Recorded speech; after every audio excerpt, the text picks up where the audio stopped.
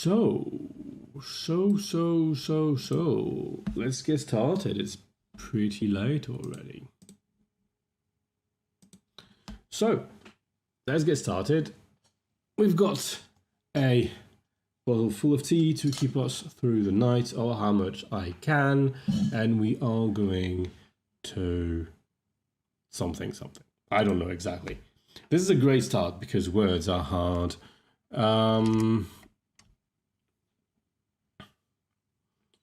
I'm actually currently using this new Emacs branch called GCC Emacs, which uses native code compilation on the packages. So we'll see if we see a difference. I've been using it for a couple of days, but I haven't done any programming heavy things, nothing that really stressed Emacs all that much. We'll see how this works on a file that's still almost 2,000 lines long. I wanted to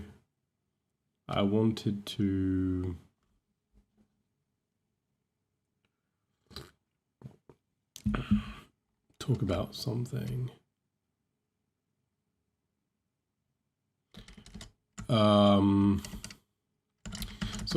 Yes, about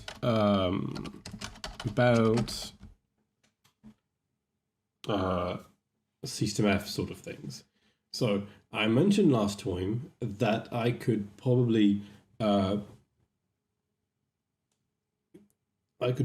abstract over modules type things as long as I don't assume excluded middle, and actually it will prove the negation of excluded middle. However, there was a point that I didn't think about. This lets us do a System F with products and lambdas, and probably there's no problem adding sums and so on and so forth. However, I'm pretty sure U doesn't usually contain the type of proposition, and probably no type of proposition. Why is that? Because if U captures set, I'm going to remove the indicator. Yeah, set of propositions. Then we have just built a variant of system U minus.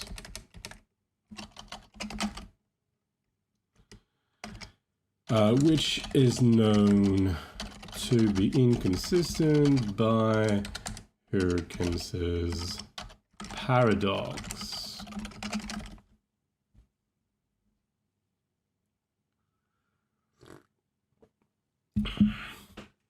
What is U minus? It's basically you have two different kind of types, sometimes called types and propositions, or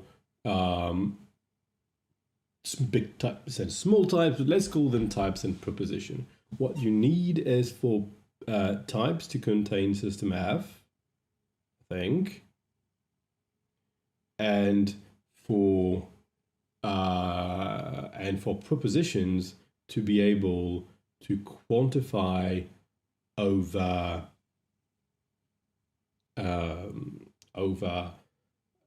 types and make a proposition.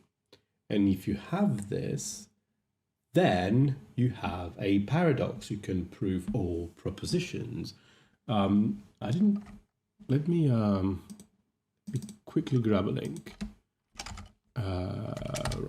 Right, because I went and looked at it recently.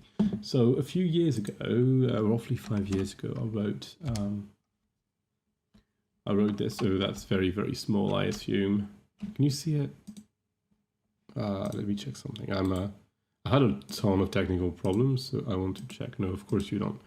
Let me... What?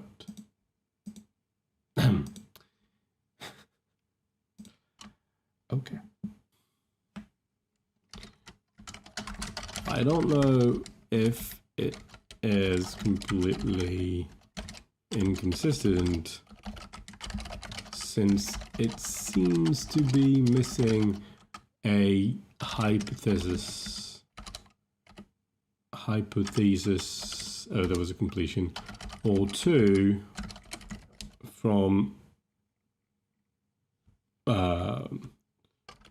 say the hurricanes.v.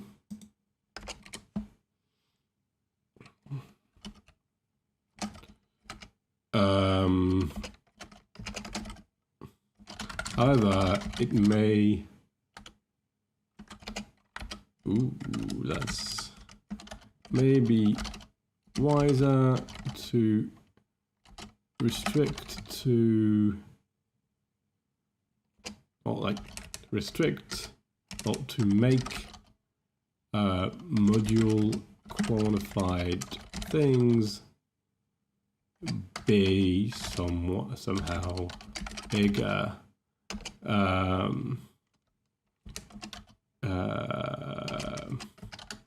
Either by restricting to pre-next quantifications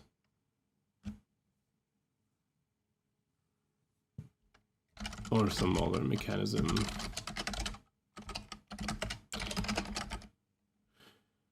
At any rate, we are flirting with inconsistency. Inconsistency. Funny.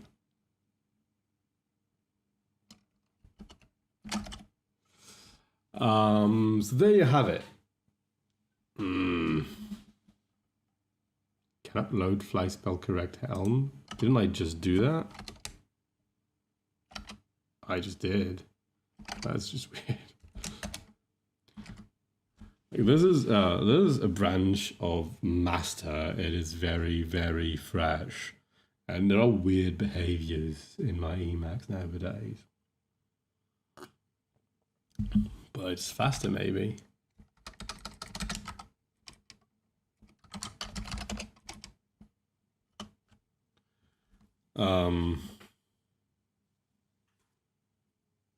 So back on our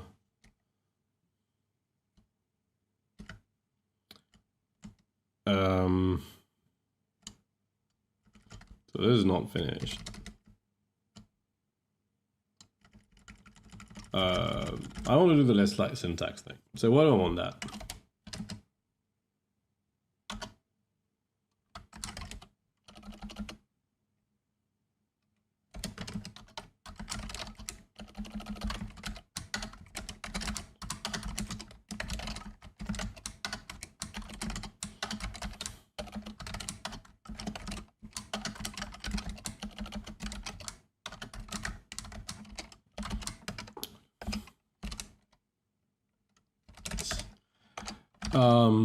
So why Lisp?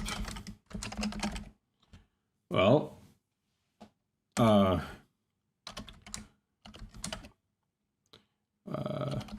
this avoids that, like, tactics introduce a lot of syntax, like a real lot. Each tactic kind of wants its own syntax, and parsers don't like this too much, and I don't like spending time in parsers. Lisp has a very regular syntax.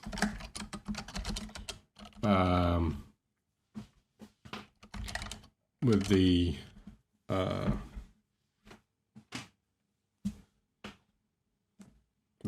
property, well, not really the property, but the like the trait of like handling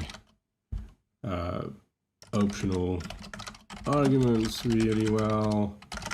Like for instance, you could say, oh, so okay, you could use some tag and mandatory argument here, or mandatory, let's put a space to say there are several, and then colon keyword and some optional arguments, something like this.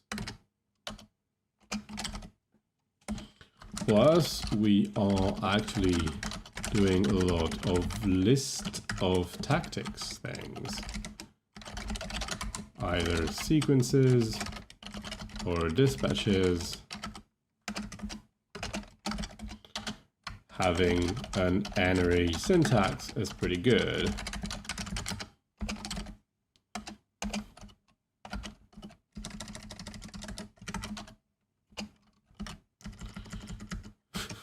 Error. LSP, like something in the LSP, what's the word?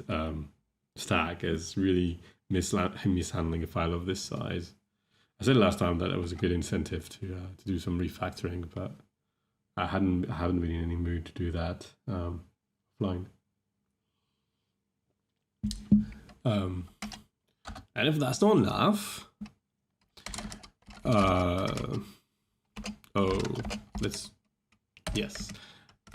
if that's not, furthermore, if that's not enough, Lisp traditionally has a stellar story for macros, which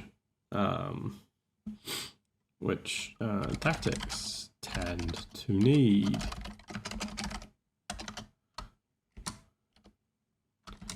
I'm not going to implement racket style macros anytime soon, but the possibility is reassuring. So that would be my motivation. Sorry, I'm dealing with some distracting stuff. So that's sort of the idea.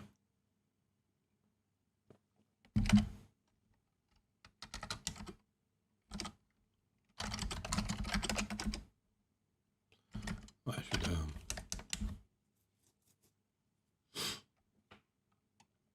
yeah, well, I'll make the comment disappear eventually. So what I think we're going to do exactly that.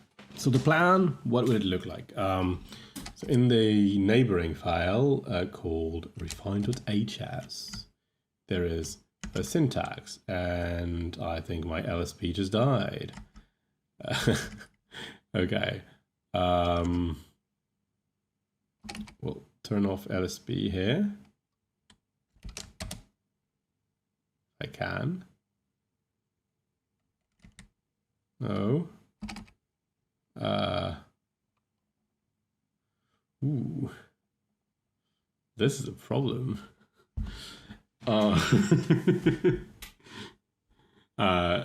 What's happening? Interesting. Right.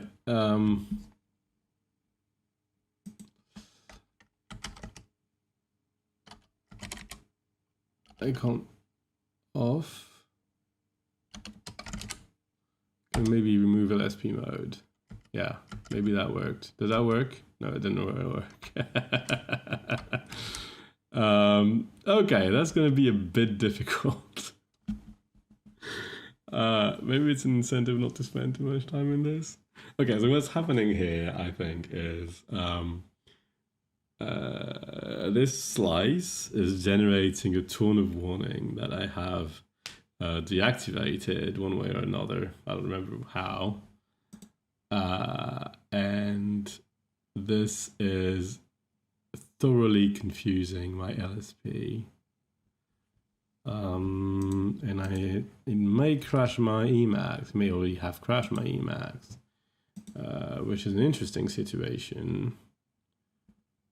Oh.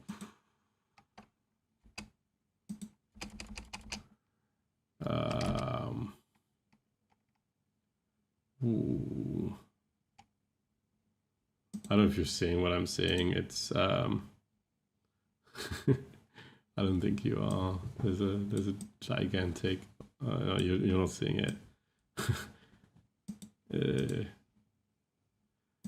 Emacs is extremely confused and gives me like hundreds of warnings. Okay, LSP.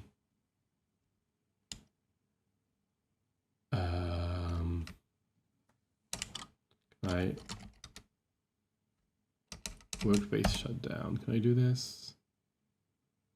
This, yes. Well, we'll restart it in a minute. That's not sufficient. Maybe if I do revert buffer.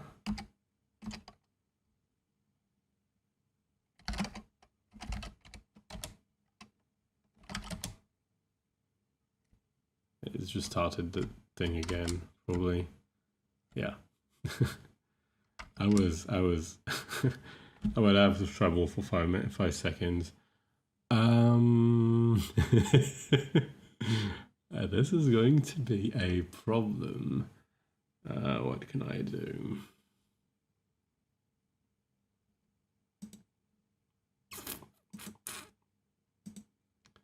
I can remove Haskell's mode here.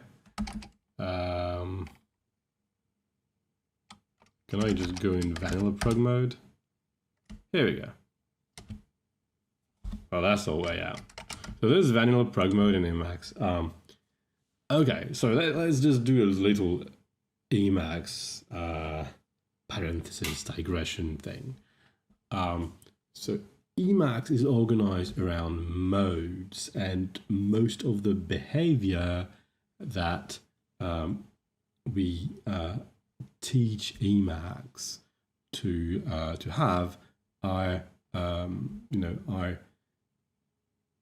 restricted to a mode. So I can show you something. So the way I activate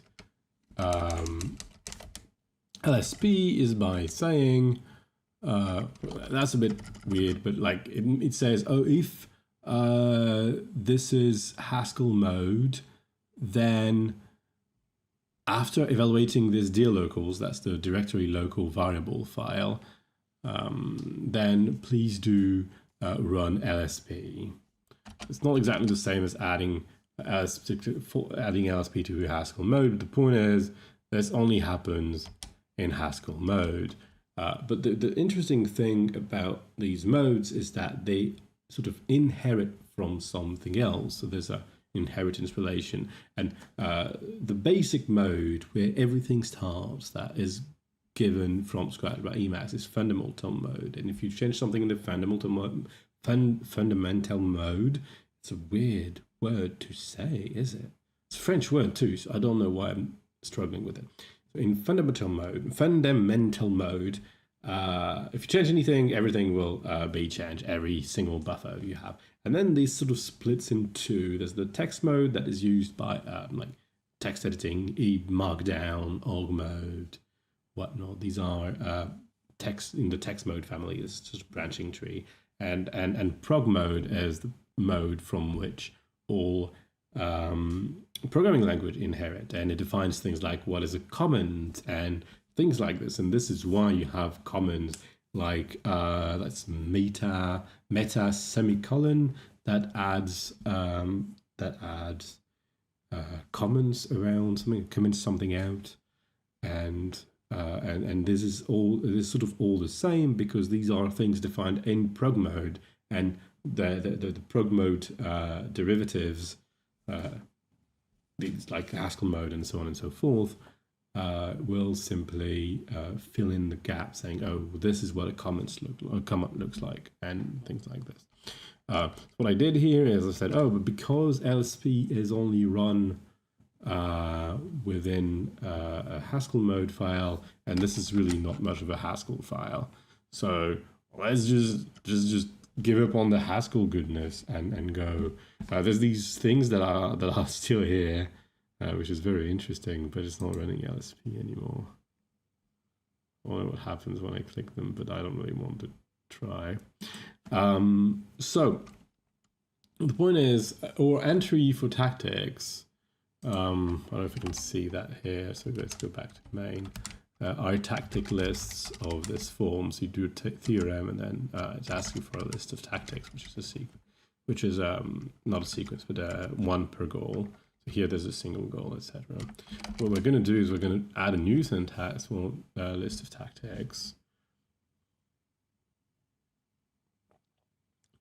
And we're going to write that syntax, and we're going to have the two syntax in parallel.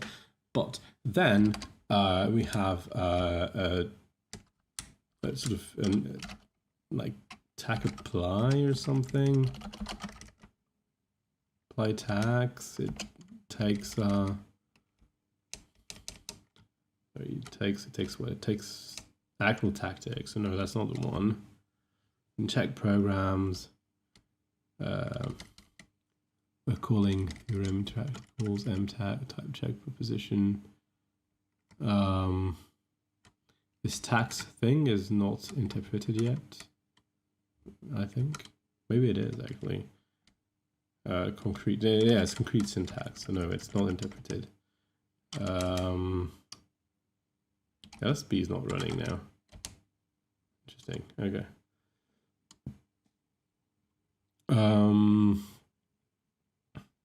So apply mtags, that's the one. Maybe tag out, apply tags.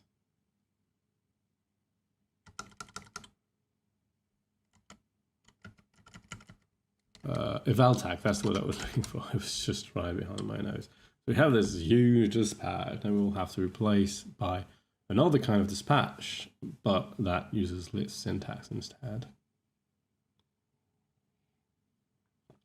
So the way the syntax will be defined, we'll have a second eval tag that will just do this sort of thing, and then we'll only add things to eval tag. But then we'll have a single function where we define the syntax instead of two. So that's sort of the story. Okay. So let's have a look at theorem. We term a maybe tag out. And maybe tag out is defined somewhere. It's here. It's either tag out or nothing. And so that will be this, or how do we say or again? Oh yeah, we just give a different name.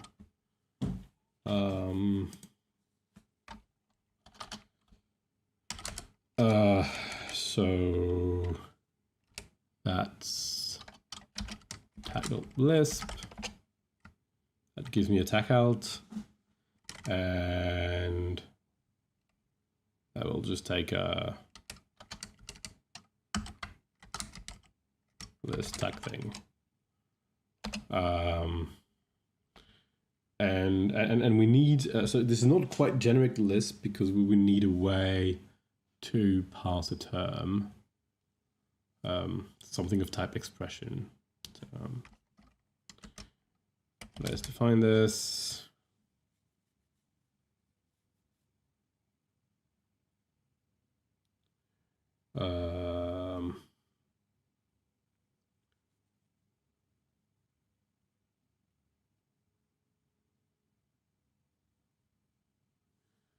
Yes, so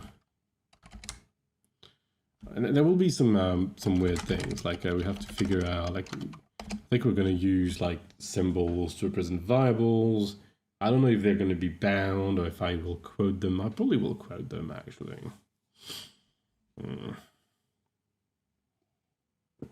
If I quote them, I can't check that they're whatever. I'll see. So list tag. So we need it can be a symbol. A symbol.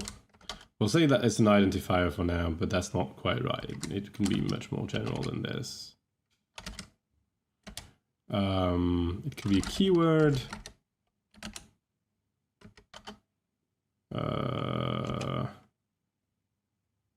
How do I define that? I'll probably change parsing engine eventually.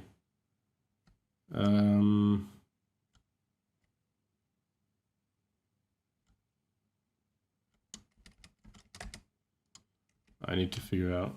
So how is ident defined? Because I really want to do ident, but just with a colon in front of it. So how do I do this? I think we have to go back to. Oh, I need to do them.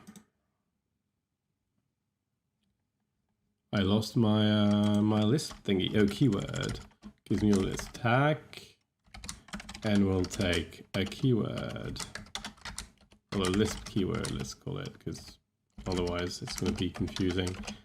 We have to define this as token. What is human here? Oh, that's upper letter thing. Okay, it's so I want to say keyword.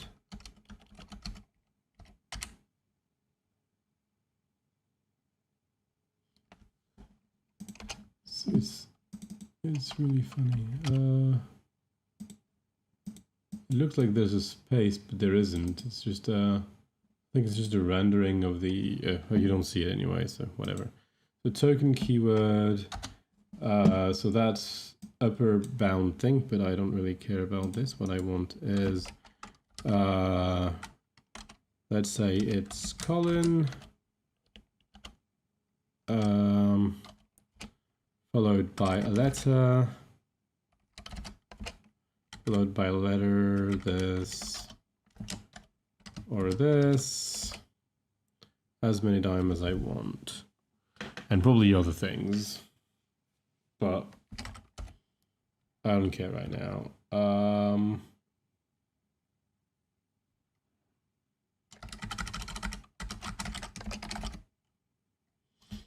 Okay. That's taking a long time to reload, but this is good. Okay, and finally, there are several things that match on tac help. That's tac out, sorry. That's interesting. And finally, we have a list.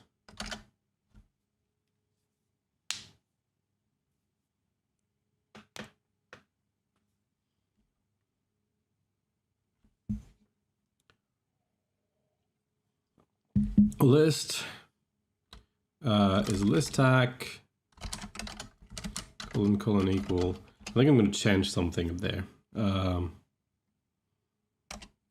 So it takes a parenthesis, then list, list tags, another parenthesis, and there we go.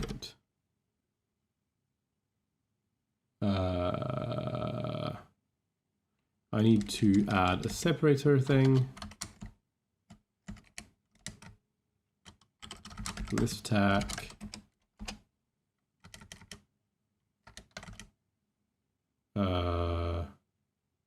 Nothing, I think. Right. That's probably not enough. Or is it? It is. Wow. Hey James, why are we implementing a list now? How are you doing?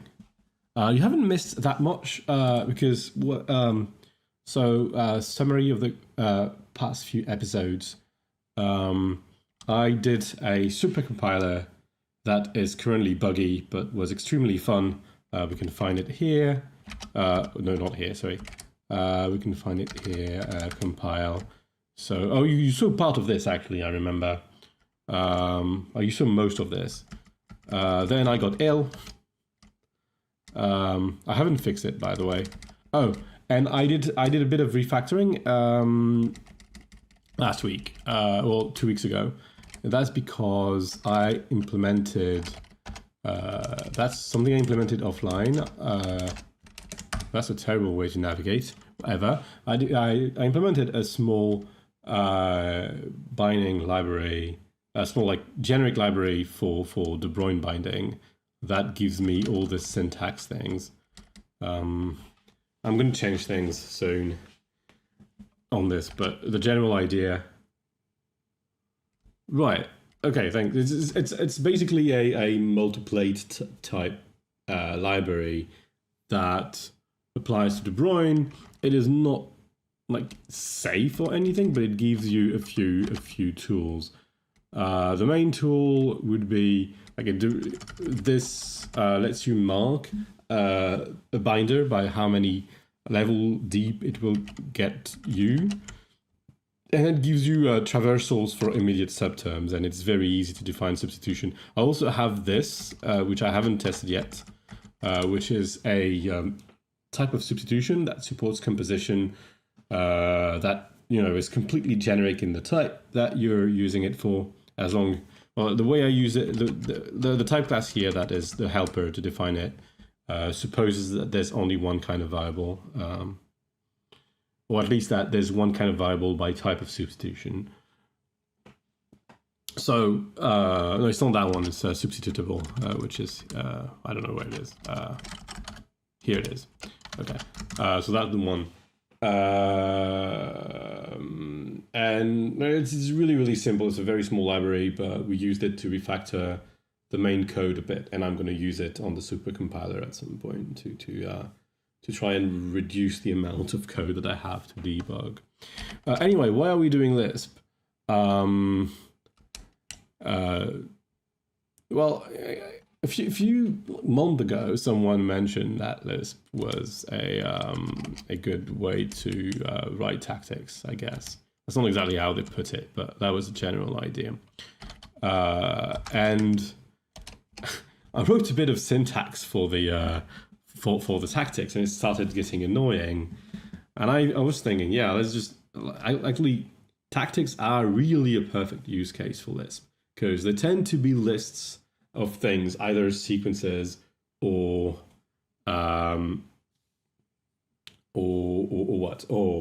dispatches. So these are very like n-ary things that Lisp understands, fairly easily, and they also, it's very easy to code optional arguments, and that will, or like reorder arguments and things like this by using keywords. So the consequence of this is that it will probably make everything way simpler, and sort of at a horizon that we will never reach. Lisp also has a good story with macros, which is a very, very useful thing as far as tactics are concerned. So yeah, I think like instead of trying to bother with a super complex syntax for tactics and one syntax entry every time I add a tactic, it's probably just as well using a Lisp beyond the implementation horizon, pretty much.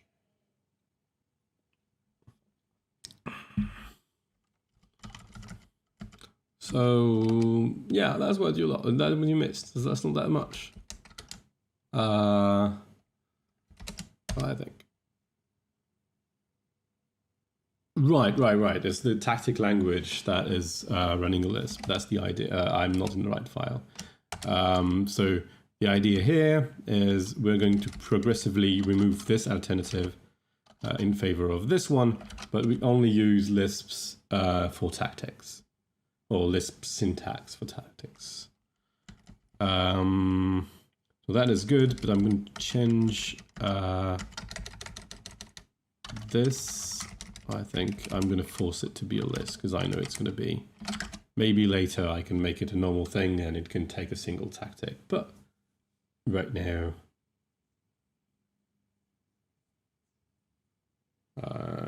we're going to assume it's a list of tactics. Okay. So we don't have the entire syntax. I need another case. I need a case that says this is a term, because I think I have some terms. Do I? No, actually. Oh yeah, I do. Like half term, focus term, and these terms I need to pass them as terms, as there's not really a way around it. Well, I'm not using a parser generator to parse S expression. There's two reasons for using a parser generator. It's the code that surrounds the S expression, and also the code inside, which is like embedded term. I don't know. I'm going to call it tac term. It's terrible. This is weird. What does this even type? List tac, and I don't know. I'm going to use brackets, like square brackets. That is tac expert, really. No, not tax expert. It's, what is it? Is it term? It's term. Okay.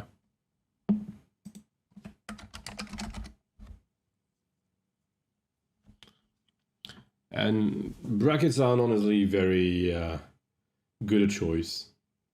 So this is the one reason to, like the main reason to use a parser for the S expressions. So we can't really rely on a generic S expression reader thing there. Then I'll have to, I'll fix this. Actually, I can fix this right now, I guess. But yeah, let's do this while I still know how to do it.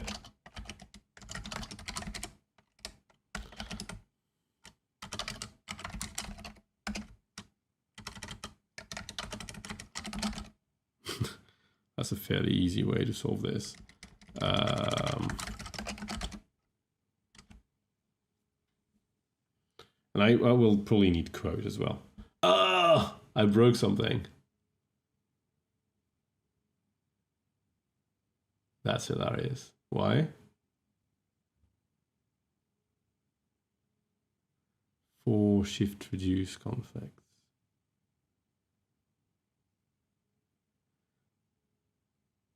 Why? There's no, sorry. If I remove the Lisp ident. Ah, no. It was before. When did I introduce it?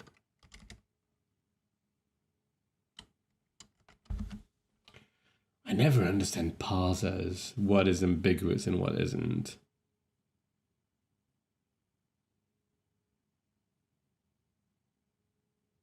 Oh, I remember there was this. This had no name. This is a bug in it, and that was okay. No, it wasn't.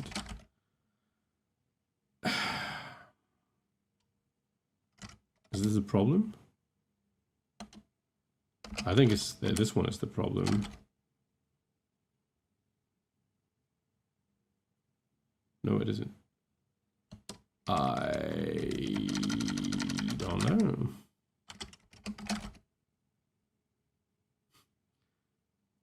Okay, so let's try and figure this out. Why could this be? Why could this be a conflict? Passes F. I'm just saying it's a term. Then you see a parenthesis.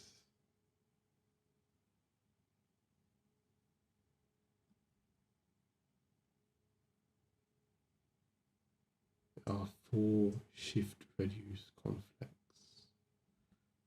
And what and what?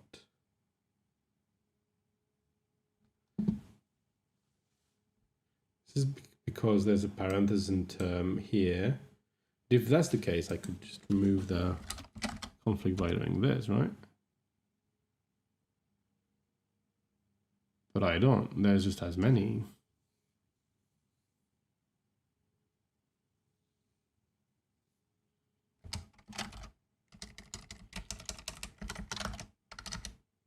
Is that because of this one?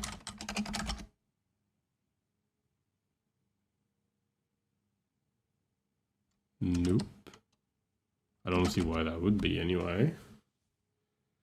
What's happening?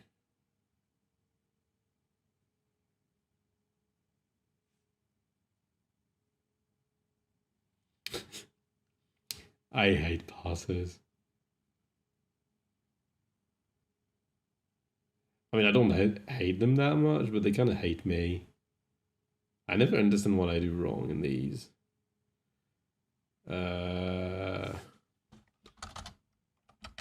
Can I remove this and get something that works?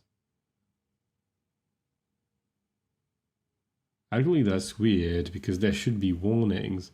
I think it's not reloading properly.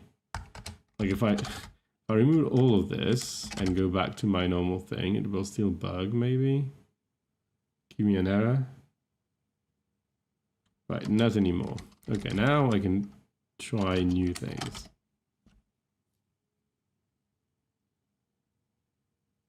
And that introduces the error. Fascinating.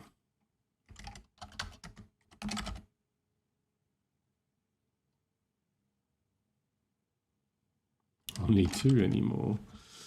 Do I have square brackets somewhere else to start with?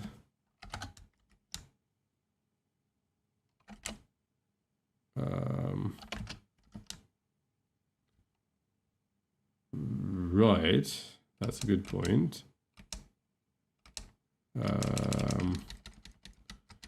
I use square brackets in tactics.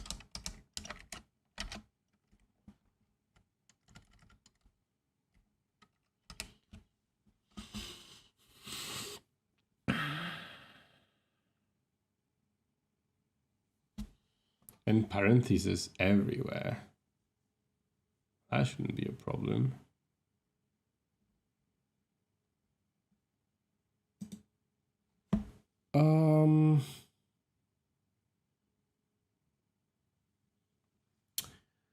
Now this is a bore.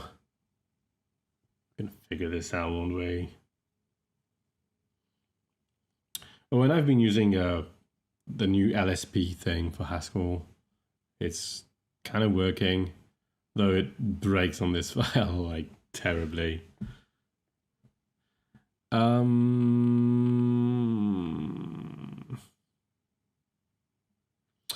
Oh, these. That shouldn't be a problem.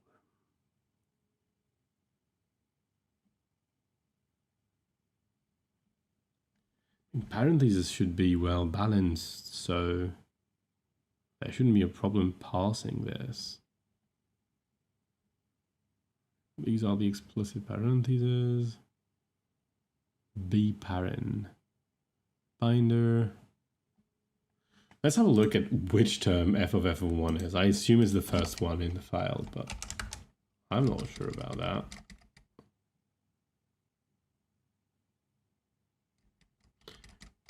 Yes, it did that to me last time because it. There's been a couple of examples, but the most egregious was that it forgot to add parentheses when it replaced a symbol by like several in an expression that was composite. Right, that is the first thing. What happens if I comment this out? Then I get a syntax error. The next thing, that doesn't even have a parenthesis or a bracket. And that's an error type, so ouch. So I guess the syntax is completely wrong right now. And I don't know why. Just checking that there's no other things called list tag.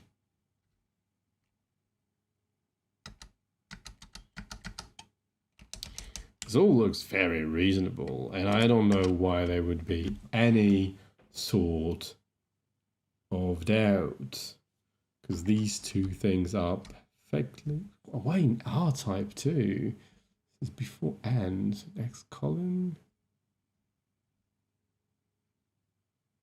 What is this?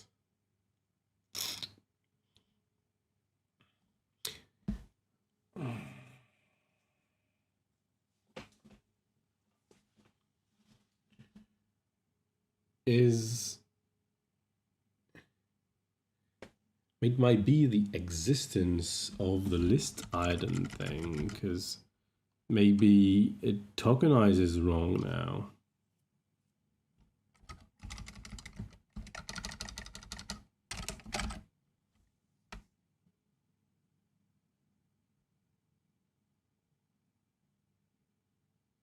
Right. Okay. So I think we'll need another parser technology if we want to fix the idents. So I think what's happening is, well, tokenization is not context aware, and because my ident type is a supertype of the normal ident, it would parse everything as Lisp idents and never find idents and say, oh, there's an error. I think there's still 4 shift reduce conflicts. I have no idea why.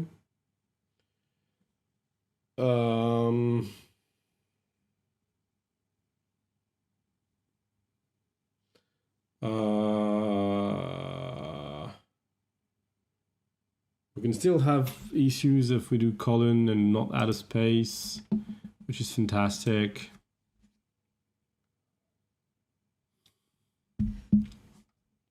I love parsing.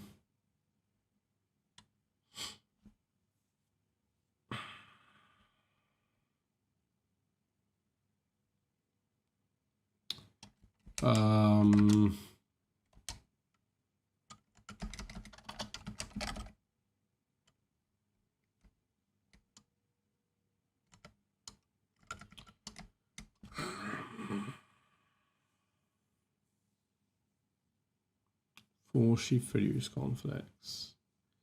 For shift reduce conflicts.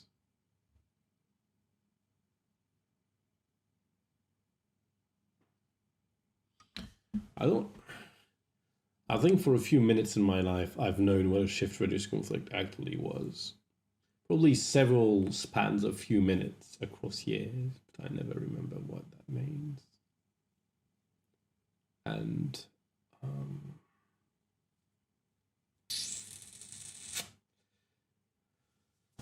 I don't know how to fix this right now. Let's move on a bit. So I mean, file tag.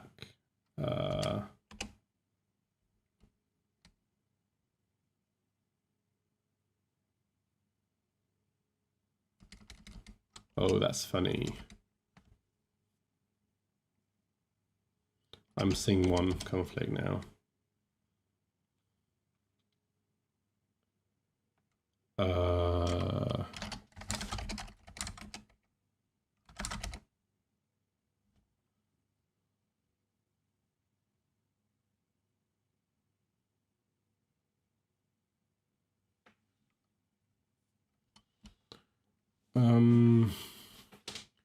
Let's tech out. Okay, let's. I wanted to no. Okay, I lost my my point. Maybe tech out. Let's use the exactly ones instead of putting.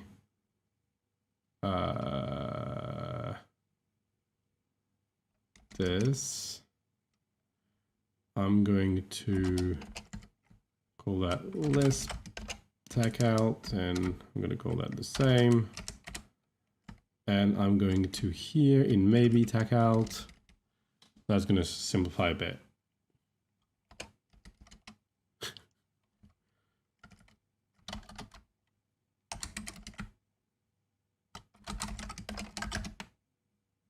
There's only two on multiple, just tech out. Oh yeah. Just Lisp tech out. Naturally, there are fewer Should reduce conflicts already. Maybe. The R2 isn't that much better. I don't know why they're R2. I guess there's somewhere in my tackle thing.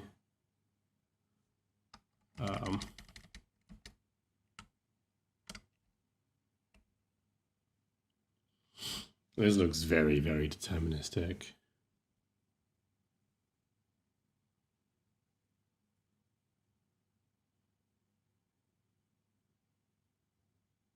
I wish it would give me more data. I guess if I use the actual BNFC tool, I'll get more data, but I don't have it handy.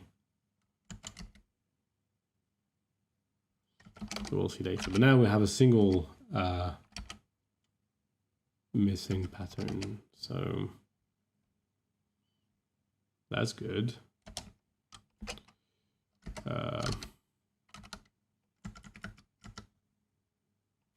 The LSP can't see it, of course it can't. 1362. Right, so we need another one here. And that we have our Lisp tag concrete dot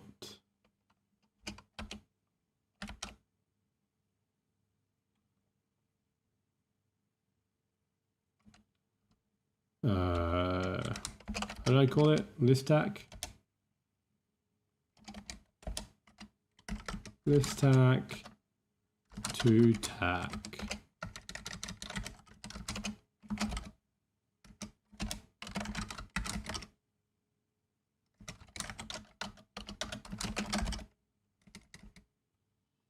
It's completely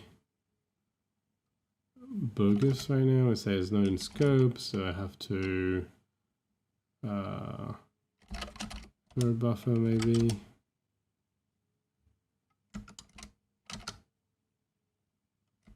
No, maybe workspace.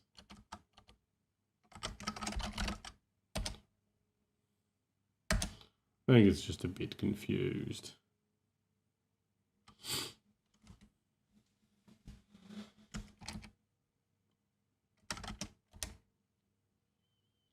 Okay, now it's good.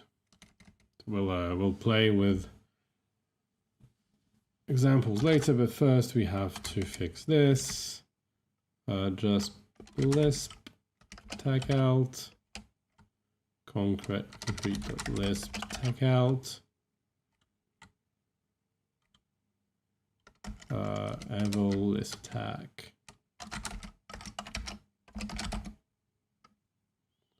Let's see how this goes. Okay.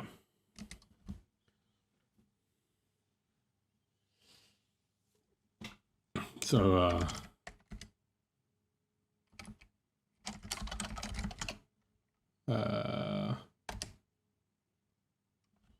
right, there's a code for this, but I don't know what it is.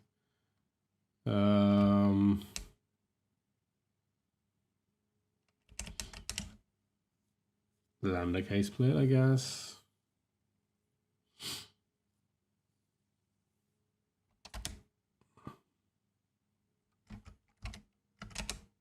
Fantastic.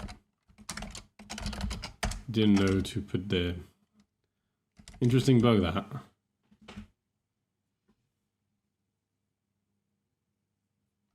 I'm not sure that's quite what I want to do.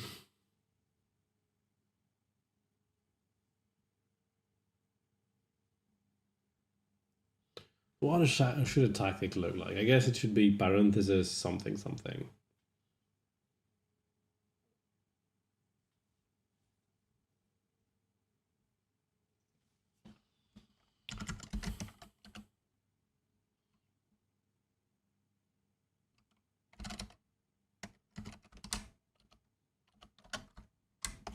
So really, my only interested case here, when I want a tactic, is a list. The rest should be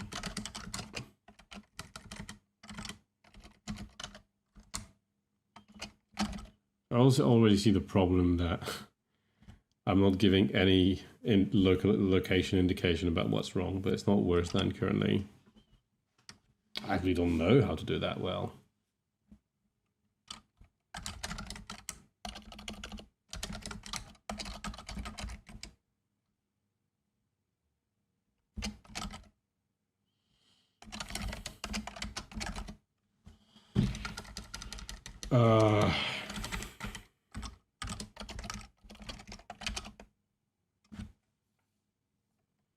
Actually, so this is going to be a list.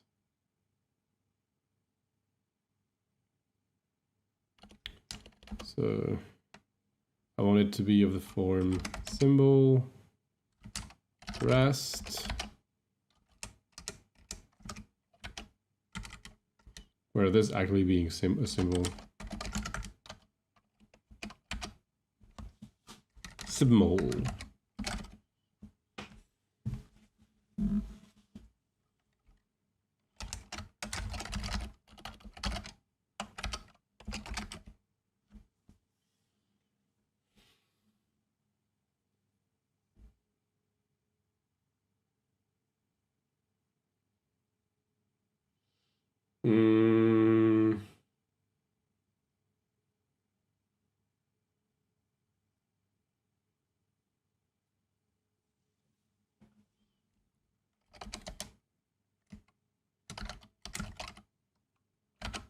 Okay.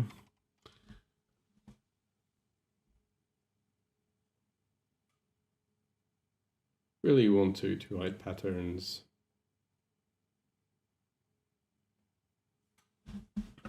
So for the simple ones, would be something like, oh, this is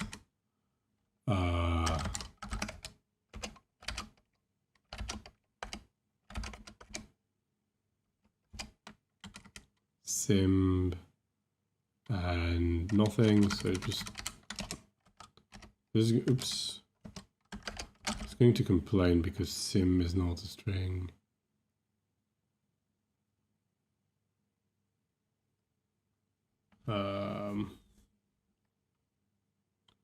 Right, so I'm just going to write concrete.ident, but I should just use overloaded strings here, I think.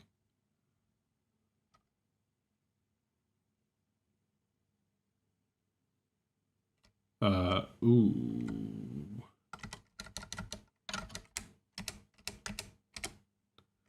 This is my first time doing this. Oops.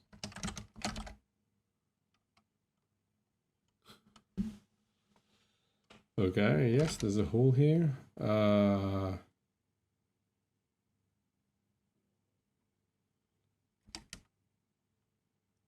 Shoot. Kill this. Yes. Where were we?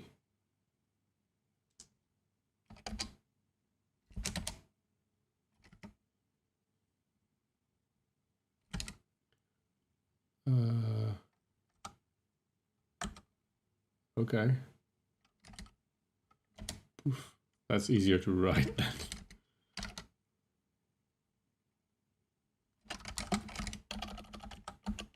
Of course. Apparently LSP mode right now is pretty bad at qualifying things. At least this this tactical programming thing. Okay. So we can do the same thing for tdon, for don, so which is discharge.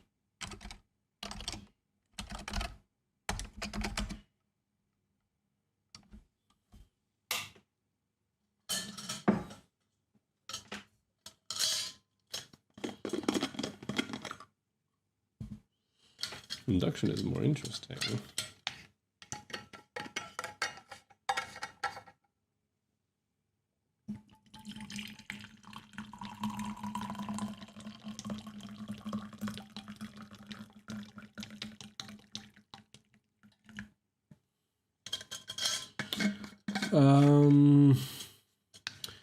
Should we be writing induction X or induction quote X?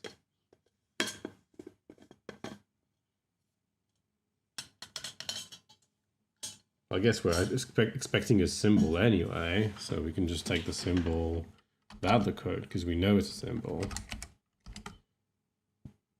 So production.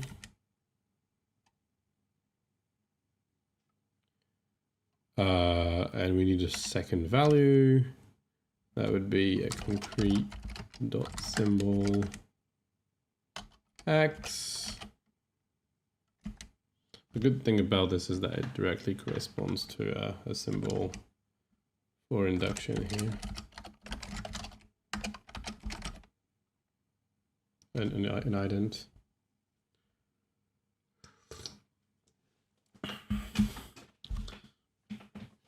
So today I learned that there's a true conflict in parsing Lisp and non-Lisp in the same file, because Lisp has naturally bigger tokens.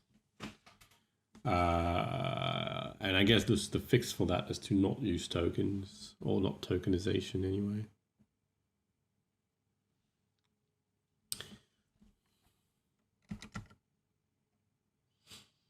So intros.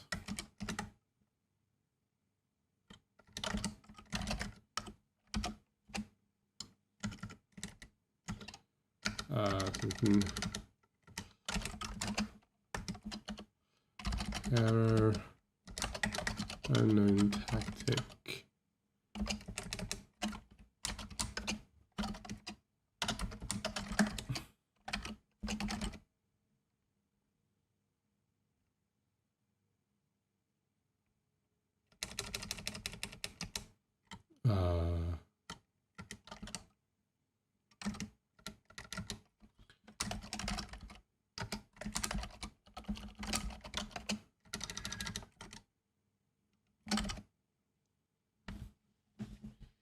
That's for typos.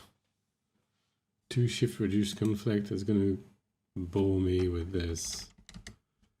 We'll have to find them, hunt them, etc.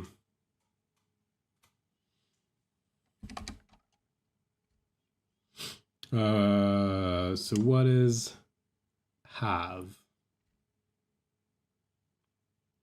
What's the syntax of have currently? Have using.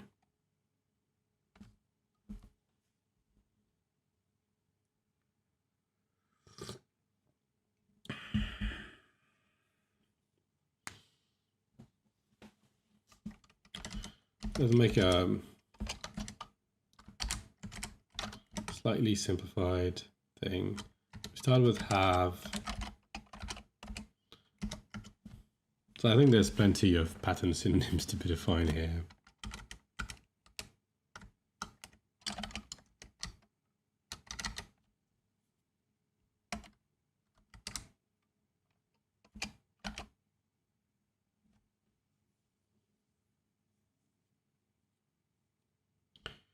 To have, I said it's a term, yeah.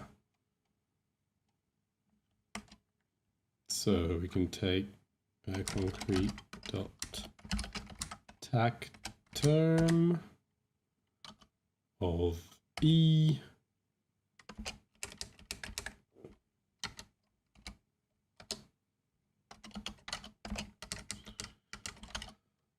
Followed by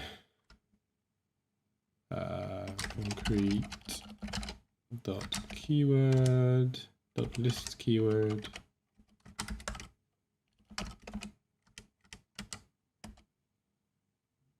Oh, sorry, it's both.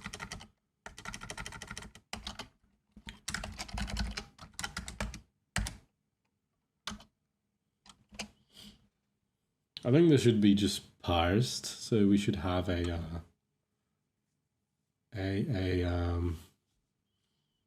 sort of, you know, data structure representing a form with a certain number of arguments.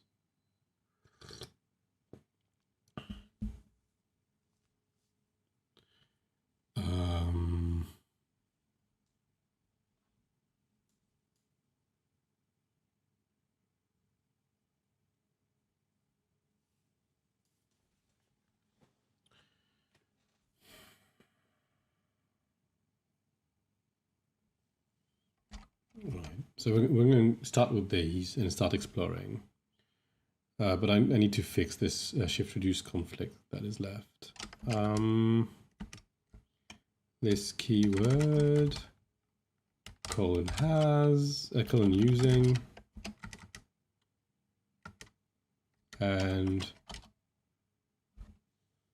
so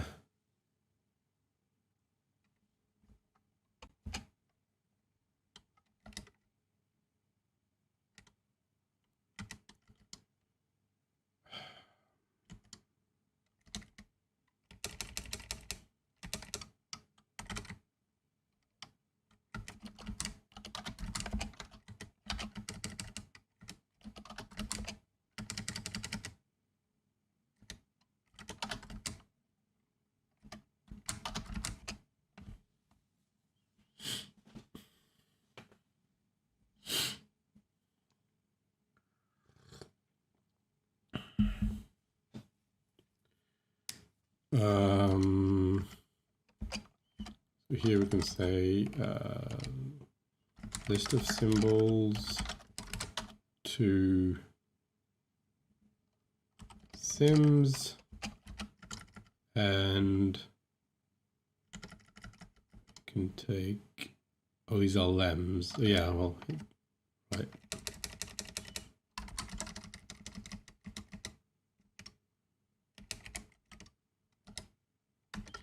This is unreadable.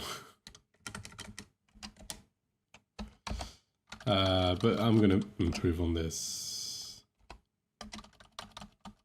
It's broken. I guess I'm not. Yeah, okay, this one is too many. This is supposed to be lems, and still not happy, I think.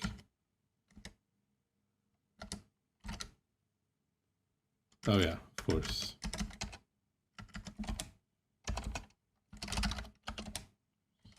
List of symbols takes a concrete list of concrete dot list tag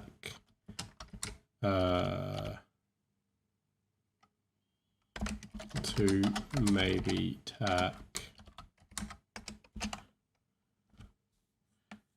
and we can do that by doing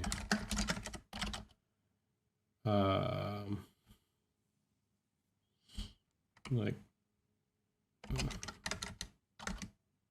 sorry, maybe a list of concrete but ident, and we do this by doing traverse of a symbol, and a symbol takes one concrete dot list tag.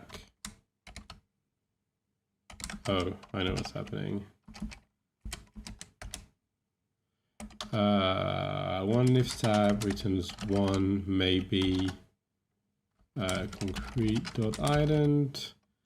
I'm gonna have to fix a ton of typo. A symbol of concrete dot symbol sim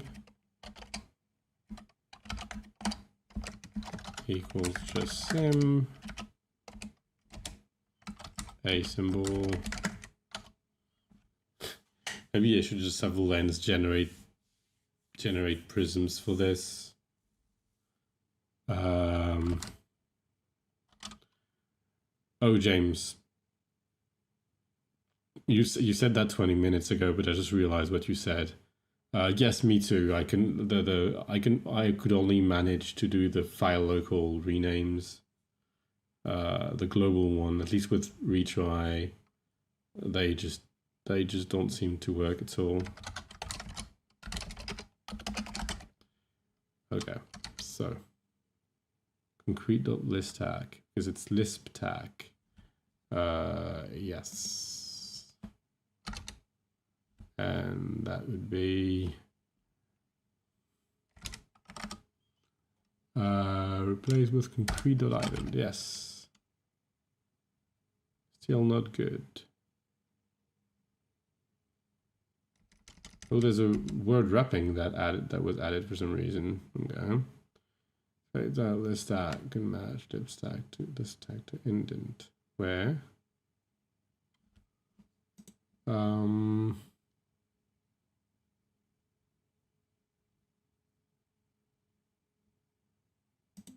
yes, that's the P. That's still not good. How is it not in scope? I guess it's just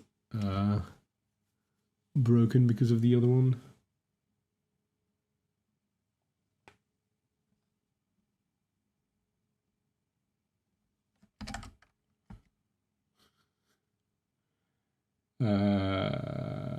Variable scope P of type concrete dot term. That is very funny. So to the right is GACID. It's just one of GACI. It's very robust, but right now it's saying something very weird. It's saying that the variable I'm using as a pattern is not in scope. That's very, very funny.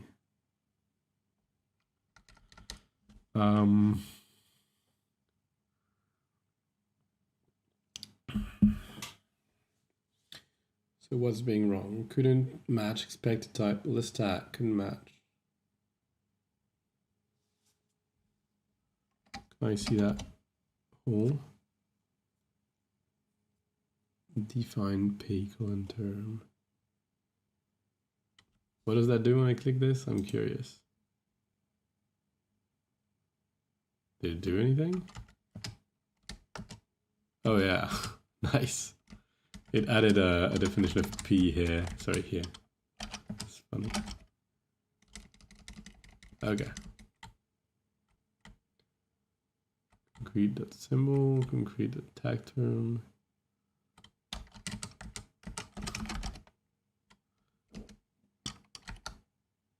Couldn't match expression of type. Square bracket idents.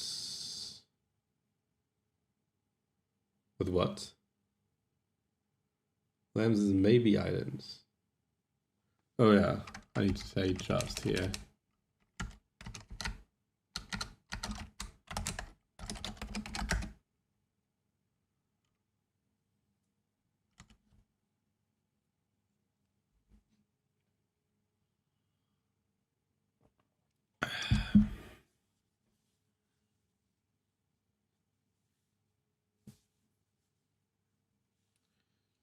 I think I should just define myself prisons for this. That would help us on, but well, it's a little. It would just compose quite well, but then right now it's not too hard. So let me restore my vterm. Maybe. Okay, so I've got these shift reduce conflicts that I have to deal with.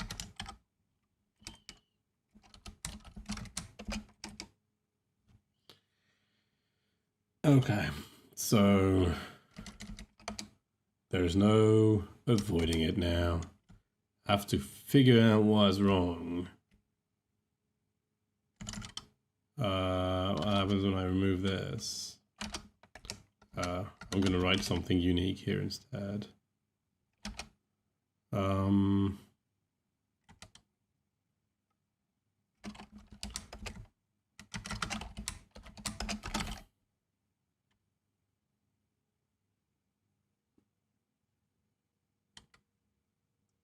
That's a terrible idea, actually.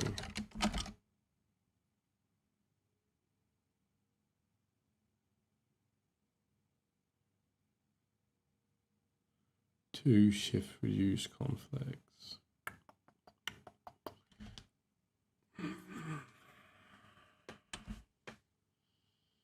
It's unrelated to this one. Yeah, let's use a different symbol for this one.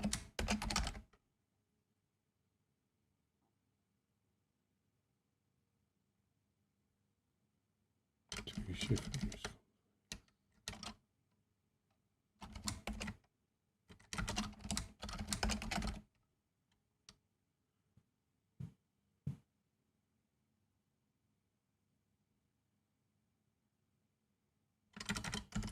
Interesting. And what if I do this again?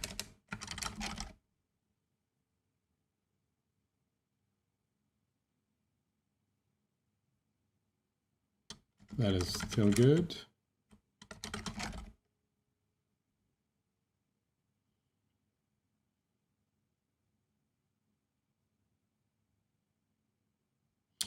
Fascinating. And so I'm guessing it's because of this, the nothing out. Let's go back to prog. What does a prog look like? Where is my prog? Oh. A prog is a list of declarations. That's fair.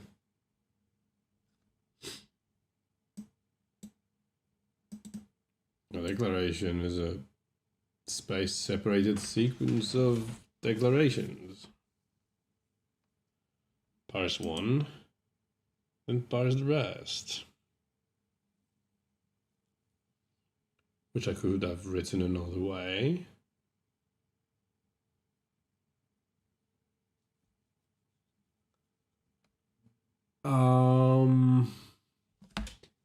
Did it?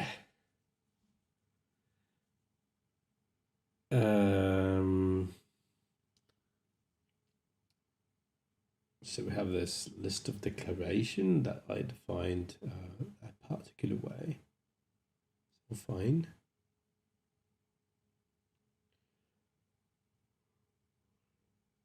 Definition is necessarily heralded, so we know we end a definition when we see one of these keywords. So you can't really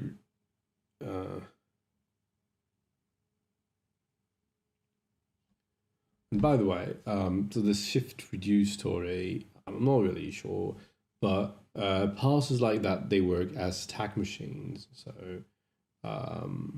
when you encounter a symbol, basically you either push something to the stack or consume some of the stack, I think. If you push something to the stack, it's probably a shift, and when you consume something from the stack, it's probably a reduce. So there's a point in this grammar, I guess, if my memory or my attempt at remembering thing is not completely faulty, that they don't know if that's a parenthesis, whether they should push the parenthesis or reduce. That means pop something from the stack. And I don't know why. It's only with a parenthesis, so I'm guessing it's that one that poses a problem.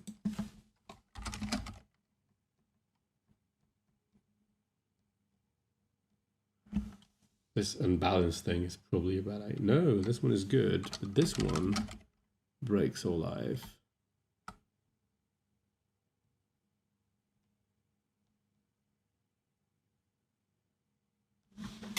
Right, even if I do this, right?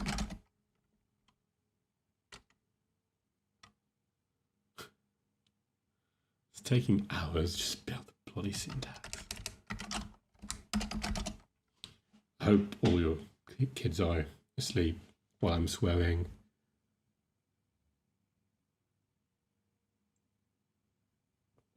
Right, so this token, this here one token, when it's turned into a parenthesis, creates a conflict. A conflict with what exactly?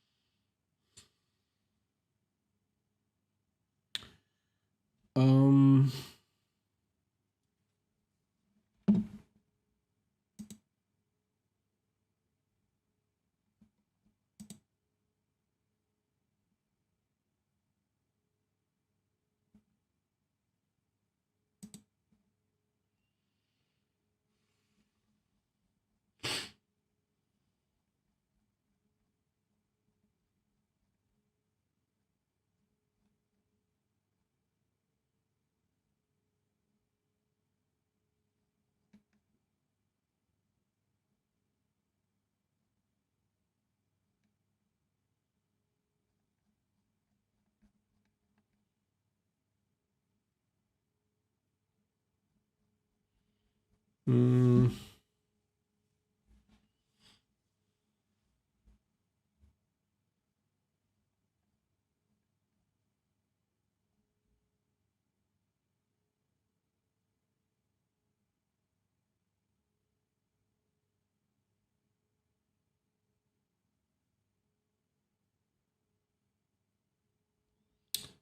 Let me see something.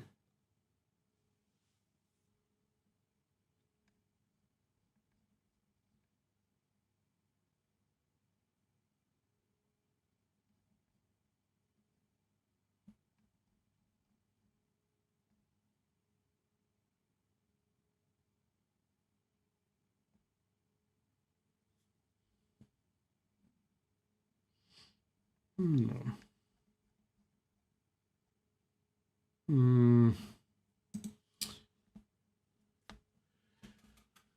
Why is this symbol a problem? What is it conflicting with? So I just called a list tac out. So I'm at the end of a theorem.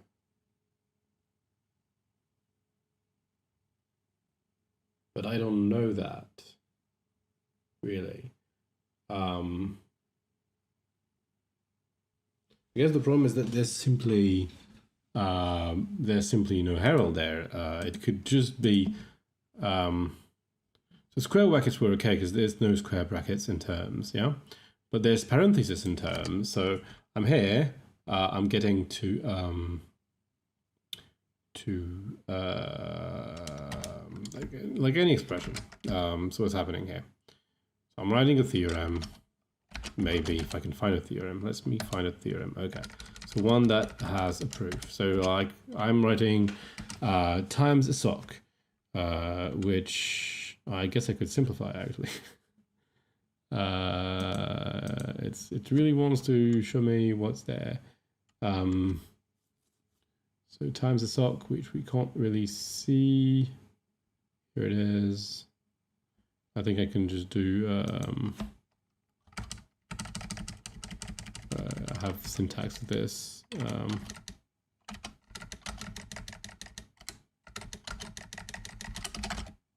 it still work?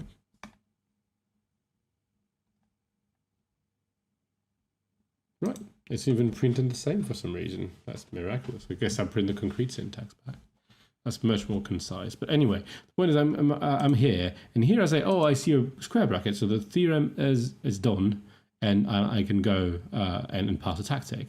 If I see a parenthesis there, then of course I don't know that the thing is done. I don't have a terminator here, and that is probably a mistake. There's no herald for this. So I was using a very convenient but not very. I'm going to add the term proof. Let me do something. So here in the syntax, instead of this, which of course is silly. Here when I do a maybe tac out, which is very ill named now. I'm going to say, oh, here is the proof. And I shouldn't have a conflict anymore. So here we are, me and parser are friends again. Okay.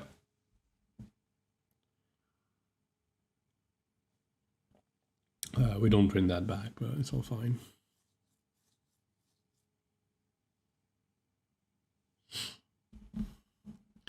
I've been looking a bit at Tree Sitter recently, which is a tool that has been developed at GitHub, a parser generator of sorts that is meant to generate incremental, fault-tolerant parsers.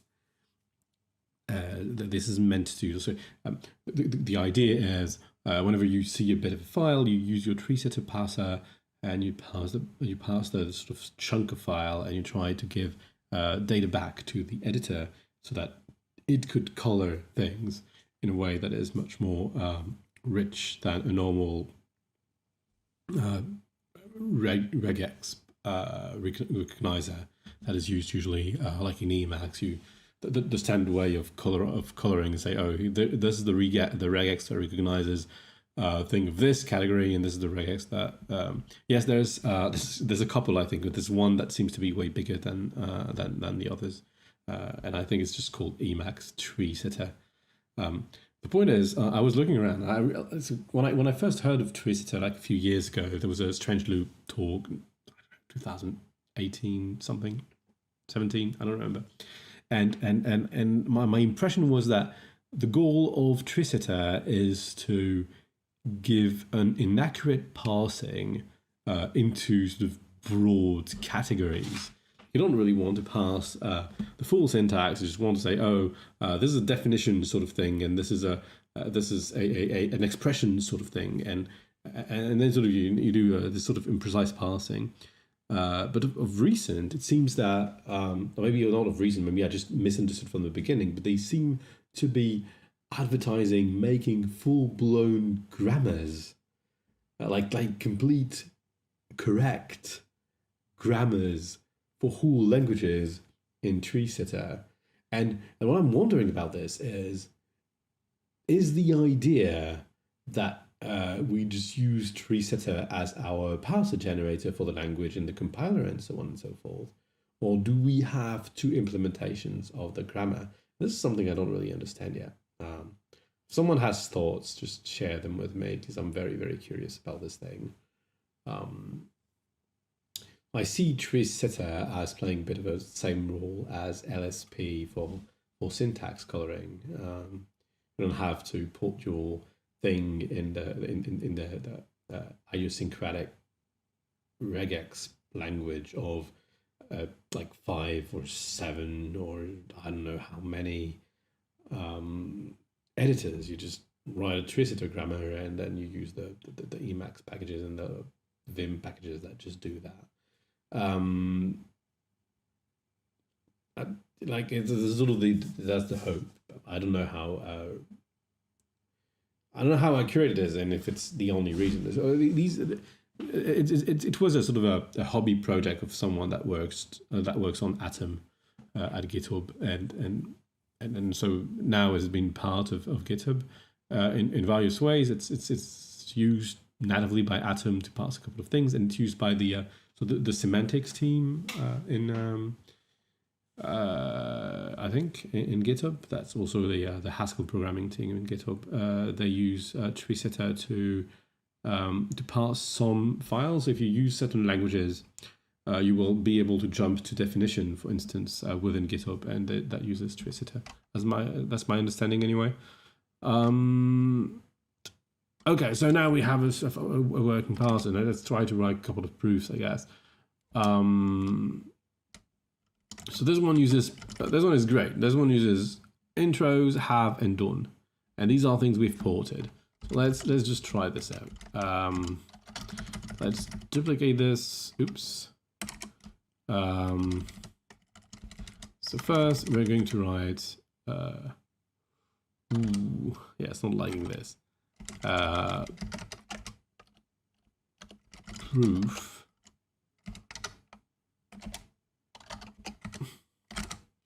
Okay, so now we can remove this, but we have to put everything in parentheses. The intros and have. So I need to put this in square brackets.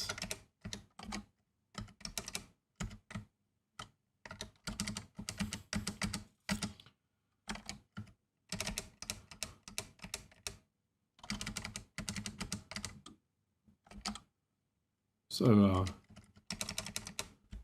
the British people in chat, do you use the word parenthesis or the word bracket? Oh, well, I guess you might use both, but which would you rather use in a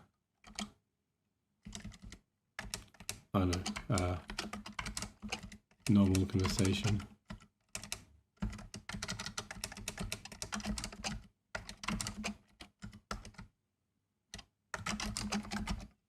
there should be a syntax error. Usually say parent. Okay. It's not happy. Well, I saw a conversation on Twitter on some parentheses versus bracket, and so I wanted to check usage, and I went to the Wiktionary. 116, but that's not going to be the right one.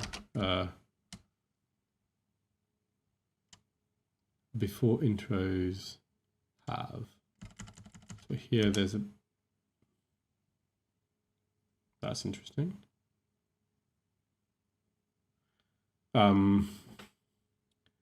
Yeah, so, okay, so we have a. Okay, so that's fixed parser. Yeah, and so it seems that in the US, people tend to use parentheses and bracket, specifically the square bracket, and they would use brace or curly bracket to talk about the curly bracket. But in the UK, it seems that bracket refers to all of them, and bracket without qualifier is usually the parenthesis, and I didn't know that.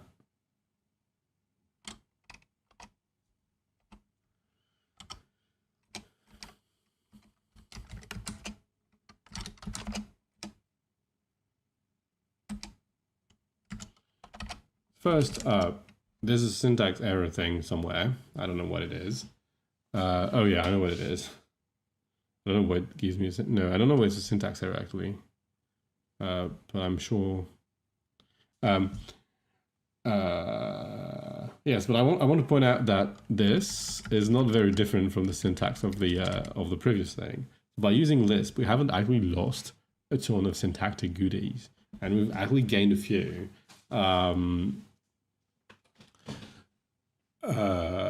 And I know what I think I know what the problem is. No, I don't know what the problem is. Oh, I know what the well, okay. There shouldn't be a syntax error, but I've done something wrong. That's not what I want. What I want is this sec. That's a sequence. It's not the greatest of name, but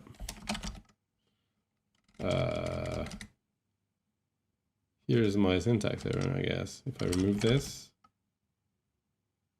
before have times.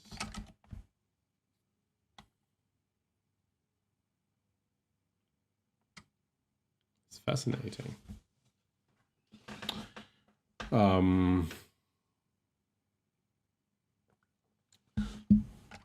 But yeah, again, about this usage, it's never everybody, and I don't know how common some usages are. And there's something wrong. Explain what is wrong.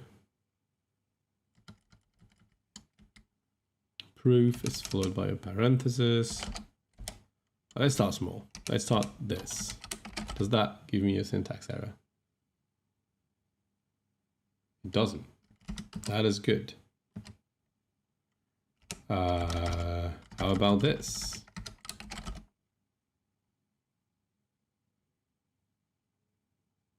It doesn't give me a syntax error, it doesn't an error, which it should absolutely do. Sick.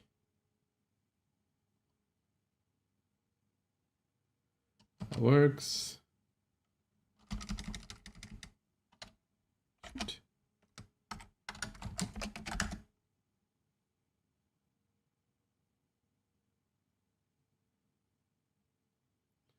Unknown tactics 6, so that works.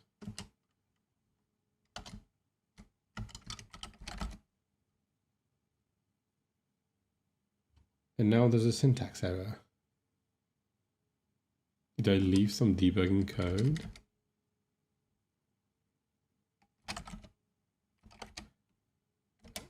Ah, no, I know what the problem is. Oh dear, oh dear, oh dear.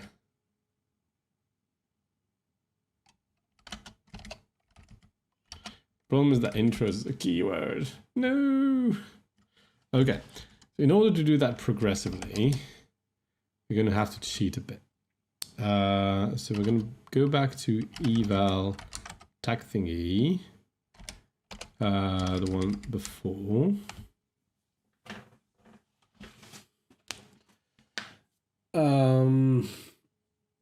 And we are going to strawberry fields. We're going to cheat. And I guess put a prime in at the end of everything. I'm sad, but I have to. Now I'm going to go back to my thing over here and put a prime at the end of everything. And we're going to remove the prime at the end when we can remove the other syntax. That will clear a ton of things. Don't mock. It's not funny. That is software engineering for you. Adding primes that you don't want because you have to. As I frequently repeat, life is full of trade-offs. So there was the semicolon before. So let's have a look at this. The semicolon is this tactic then. So what we want a case for this. Use a quadruple prime last week, so no judgment. Respect. Quadruple prime. That's sort of the time where you should question your notations. Or maybe like somewhere before 7, I guess. So let's give it some space and consider I'm going to take this one as my basis. So it's still a list. I start with a symbol, and the symbol is sick, and I don't have to put a prime on this one. Hey, then I have tax. Okay.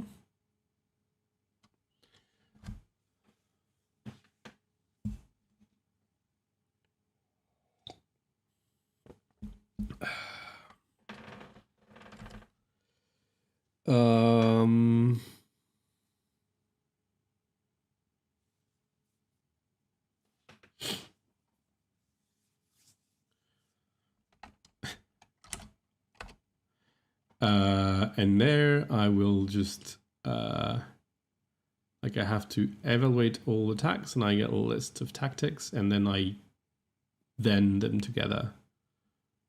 Is there a way to do that efficiently? Have a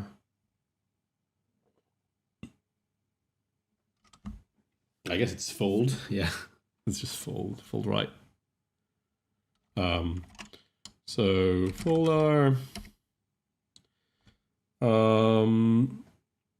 So you start from the left, yes. I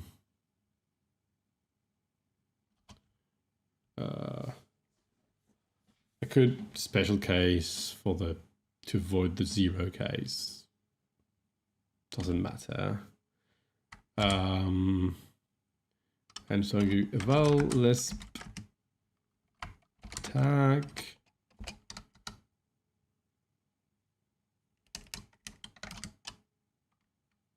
Sorry. How is it called again? Tactic.then.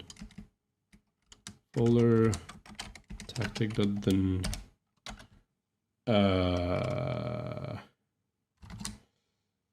Apply to something. Apply to something.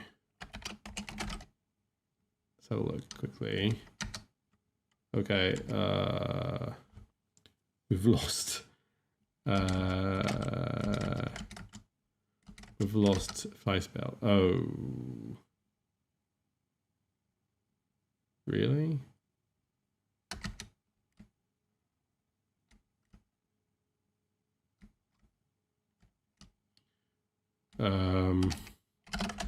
Third buffer, maybe.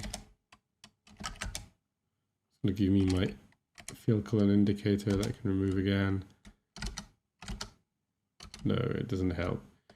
1369. Ambiguous type variable. Fun hole of type tac.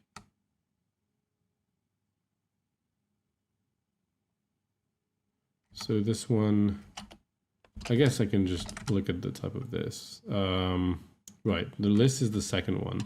So this one is tactic.id. That exists, right? Yeah. And so I'm left with this one, which I still can't, and I just want to do a map. That's perfect. Eval lisp tax.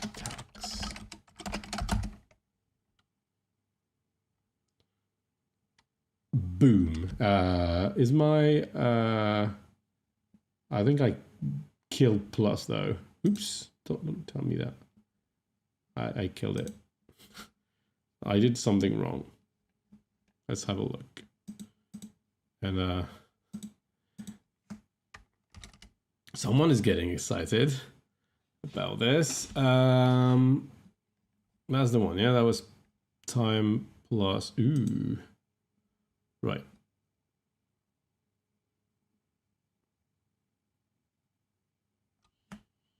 So just to check. Right, I'm going to check this one. And there was no dispatch, it was just one sequence. It's all very fair. I'm going to commit this.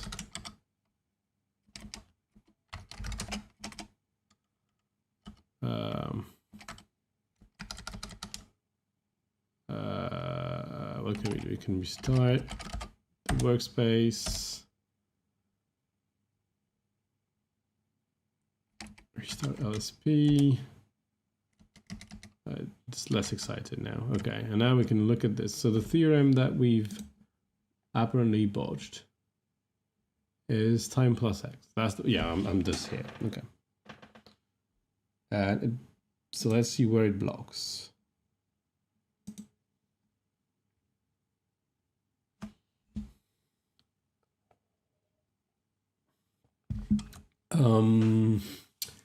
Times plus x takes, give me, I have a z and y and x, and times plus x plus time x z.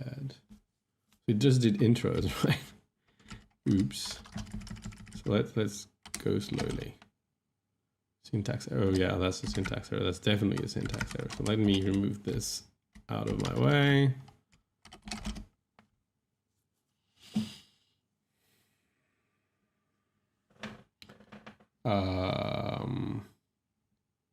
Time plus x. Yeah, so that the intros has made progress, that's for sure. So we can remove everything that is not intros.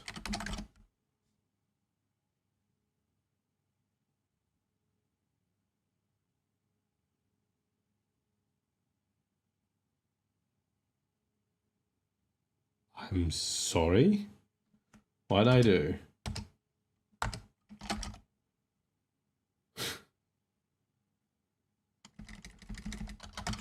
That was just extremely bizarre. Probably just pressed a button that had an action at a distance. So time plus xyz equals plus time xz time yz. Okay. And I'm supposed to do half prime. And so I'm supposed to add a property to this. There's a few possibilities there. The term is not passed correctly. Or that didn't add anything. Or that times com is not interpreted correctly. It should be.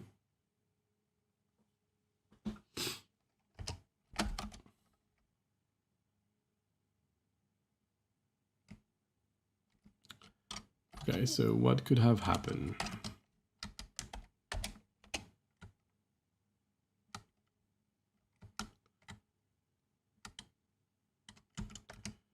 We're going to do something.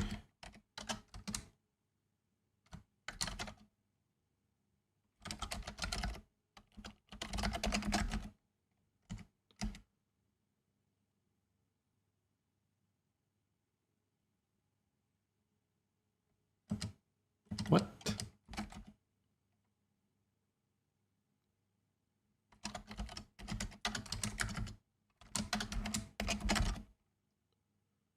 I guess this isn't parsed correctly.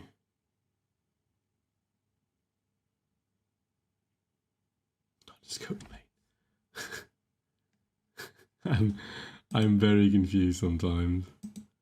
What is happening?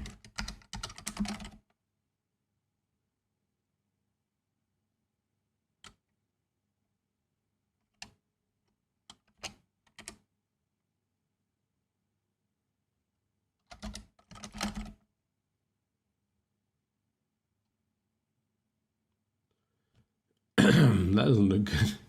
Maybe I can skip the error there.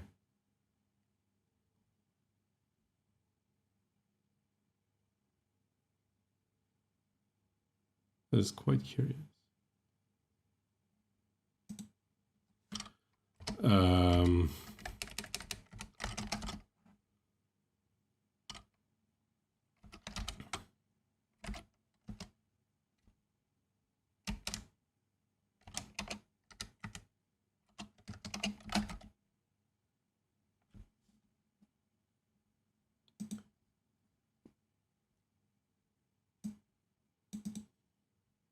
Seems to be catching the error too. But it didn't earlier, right? If I do this, it gives me an error, right?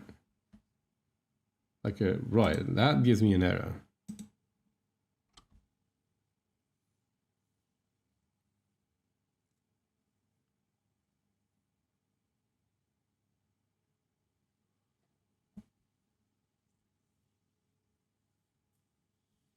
Masked by the folder, it shouldn't be.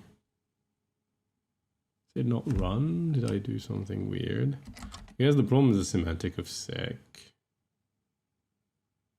I don't have a fail tactic, I think. But the point is that even if maybe even the first one, can I do the first one and make an error? Okay, so the first one fails. Does intros. Never. Why?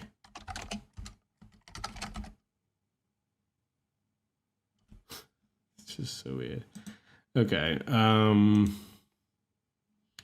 The first intros is run, but the second tactic is never ran. So if I write random things, it doesn't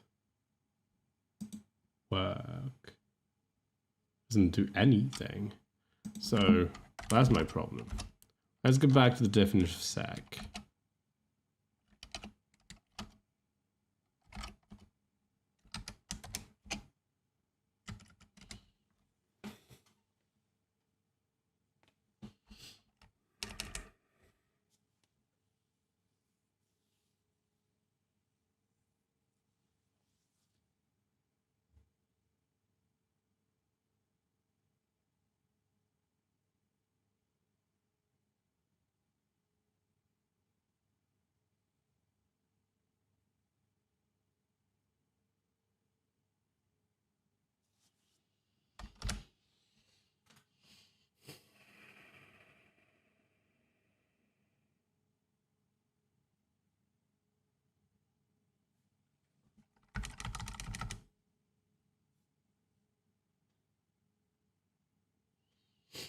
Another thing that doesn't work yet, at least not with my version, is jumping to definition in another package.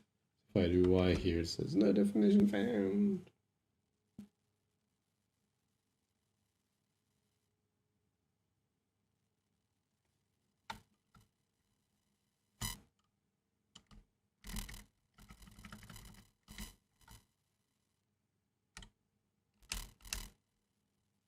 File tag tag one.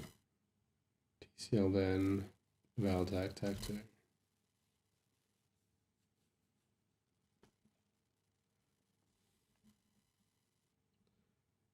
I am, to be honest, quite a bit confused about what could be going wrong here. And something is evidently going wrong.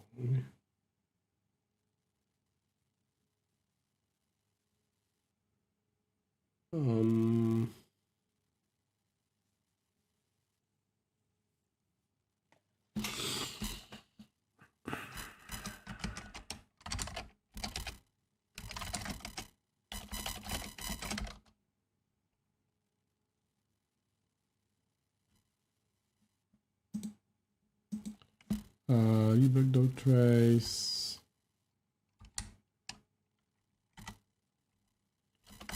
Show.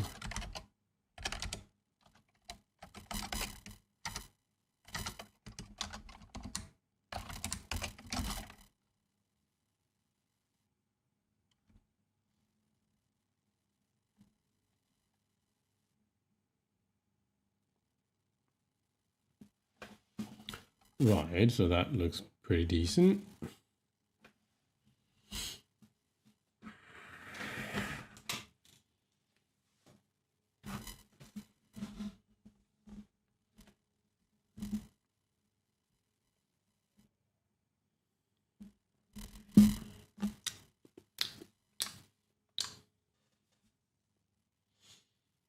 Never does the second one. Why? Why does it not do the second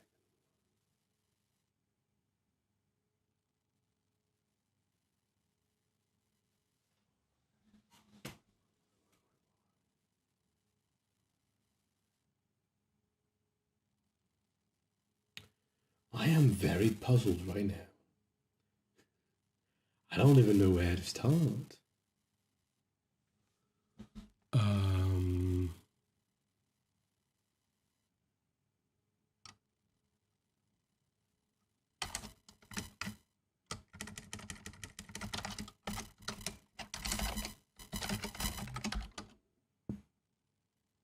Yeah, the road 7 here. If you just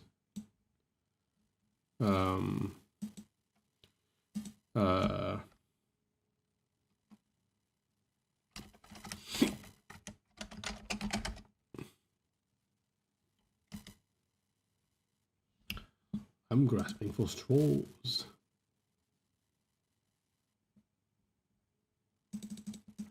Didn't even call eval a second time. Why?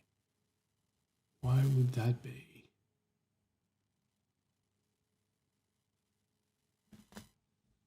Yeah, but it works here. At least it calls it once.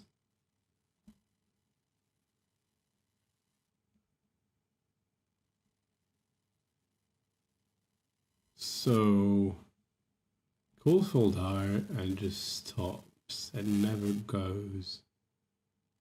I don't get it. Let's go to the definition of then anyway. So let's go here on the definition of then.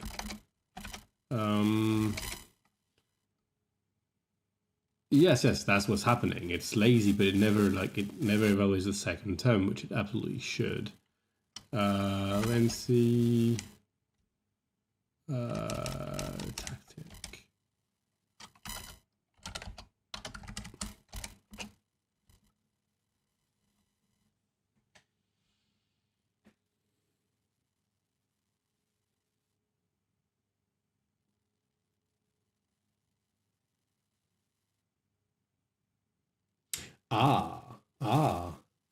That is true. Then is not associative. And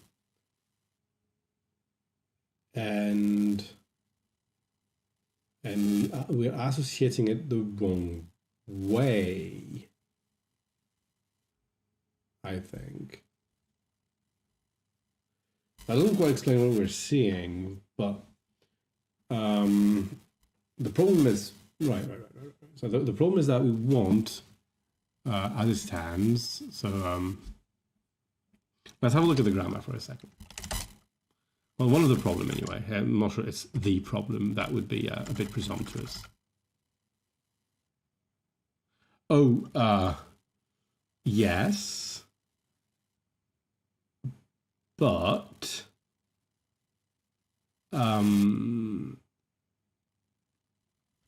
so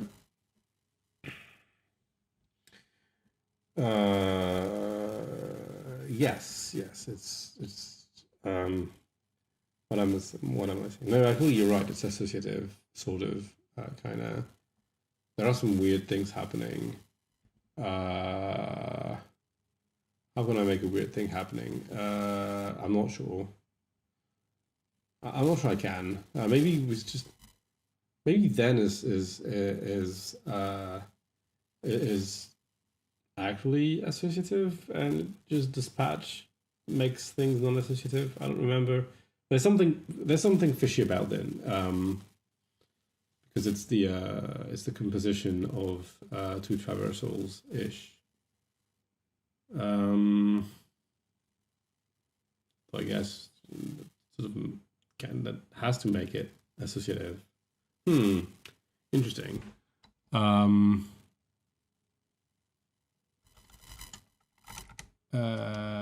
At any rate, we're associating it to the right, so we're doing exactly the same thing as before. No, it's the opposite as before. Before we do the first tactic, and then we do the second tactic immediately, and then we apply the thing to the result of this, etc., etc. And here, because we're doing a fold hour, we're building the expression that applies all the tactics. We apply that to the. What? It doesn't make any sense anyway. It doesn't explain what we're seeing. What is happening? What is happening? Why don't I actually?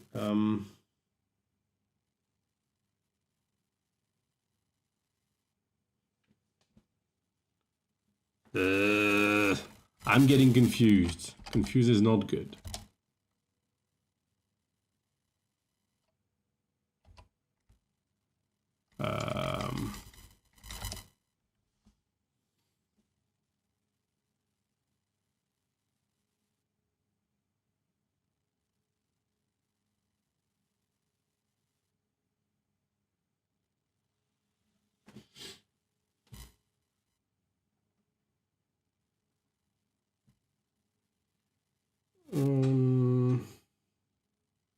Well, fold L is the wrong way around.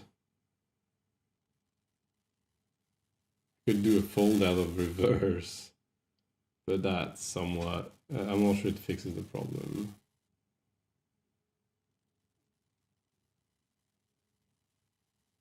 Or fold L of flip maybe would work. What does fold L do?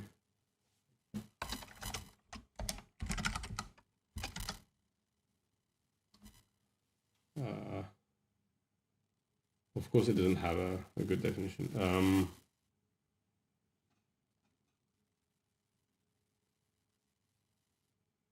Or maybe I'm wrong. Maybe fold L is what I want.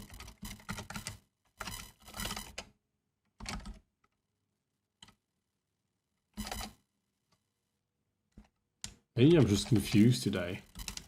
Maybe I shouldn't be trusted with a computer or keyboard today.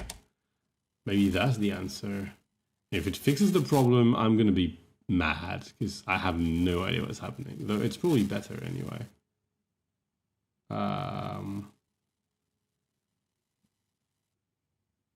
It doesn't though.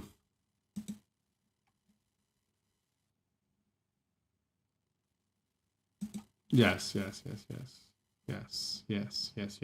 I'm saying nonsense tonight. You're right.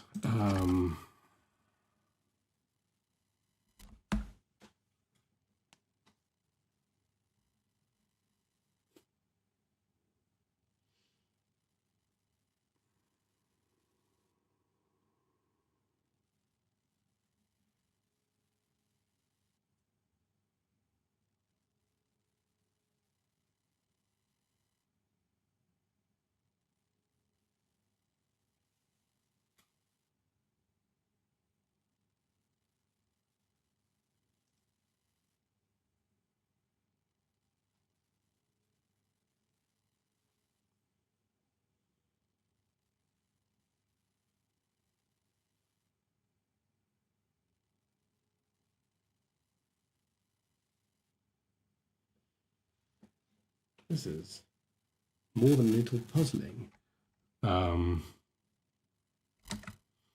Let's try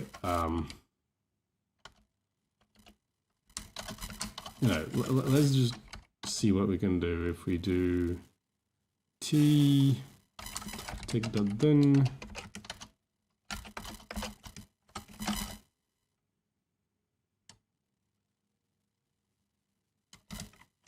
val lisp tag t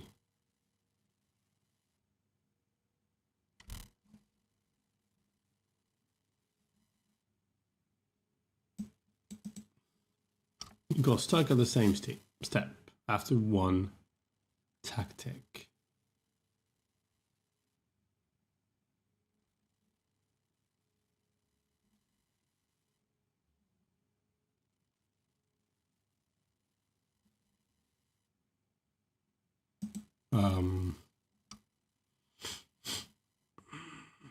Let me try some more things.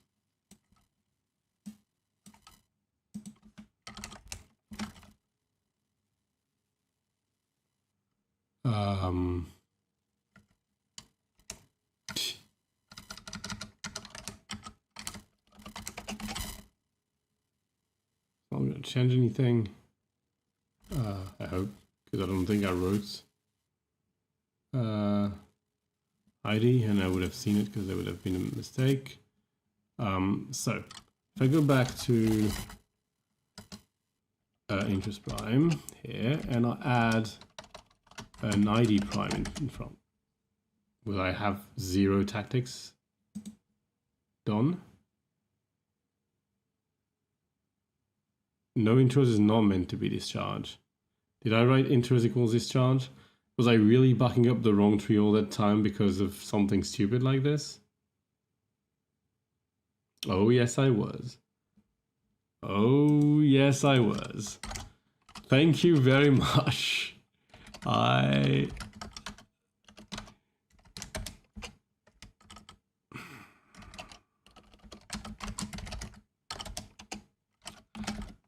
Of course it would be this.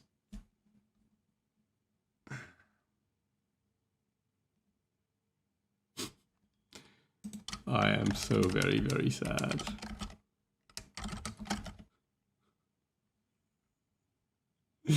Well, thank you. I could have spent like half an hour more on this. Remove import. I don't really need to click buttons for this.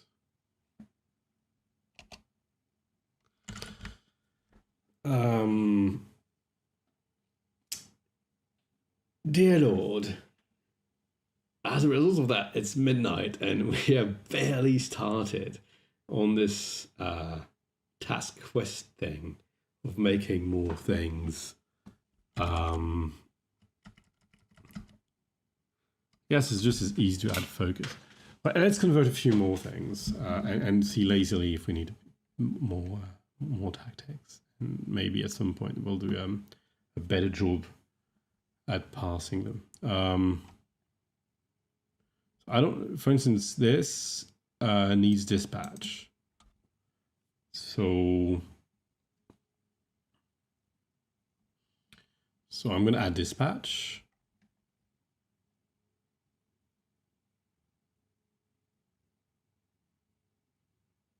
No, that's very interesting, actually, because I kind of want to keep the sequence and look at this as if it were a part of the sequence, I think.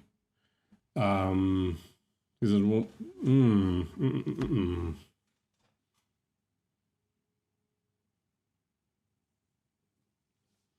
Adding dispatch is interesting. How do I want to do this, actually?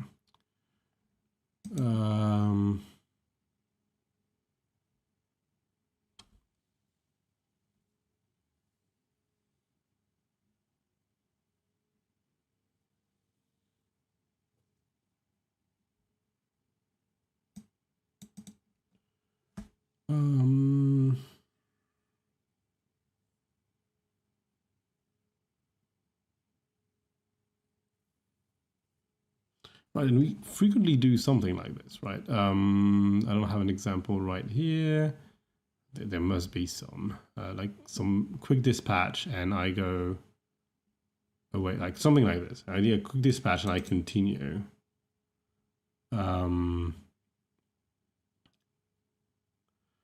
So either, yeah, dispatch is a fairly reasonable thing as part of the sequence. So the cheaty thing here in the normal syntax is that this semicolon here and this semicolon they are completely different. This one is the then, and this one paired with this square bracket is what's happening. is the dispatch thing. It's something that, you know, still exists in Cog, but in Cog there's this syntax that I have introduced because I was very uninspired. And then this is the normal then, and this becomes a multi-goal tactic that does the dispatch. But because I don't have multi-goal tactics in the system that we're building right now, I want to do something. That being said, I still want this to look like, you know, something like sick with n, chain, and dispatch done id, something like that, yeah? So we're going to teach seek to deal with two kinds of things that are either tactic or dispatch. So I think that's the first thing to do. That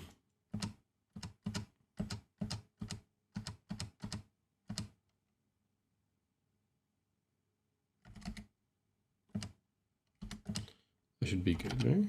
I think there's nothing changed here. We can kill this bit and commit this as a fix.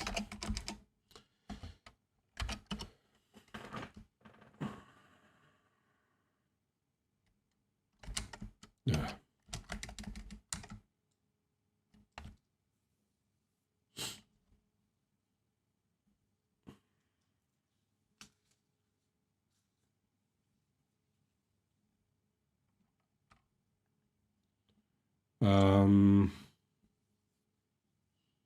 So we need another function that is mutually recursive. Eval dispatchable. It takes a concrete list tag and returns a dispatchable. So we need something for this, otherwise it's going to keep complaining, and I need the type dispatchable as well. Data dispatchable is either a dispatch of I guess the list of tag, or a tag, a single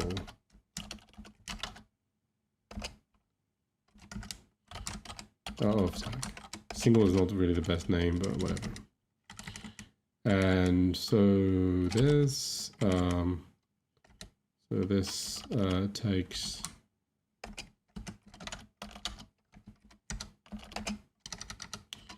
if it's list,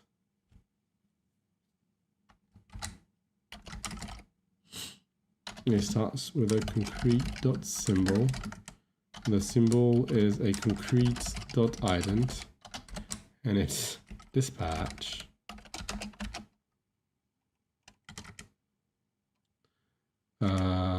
And we then have a list of tags.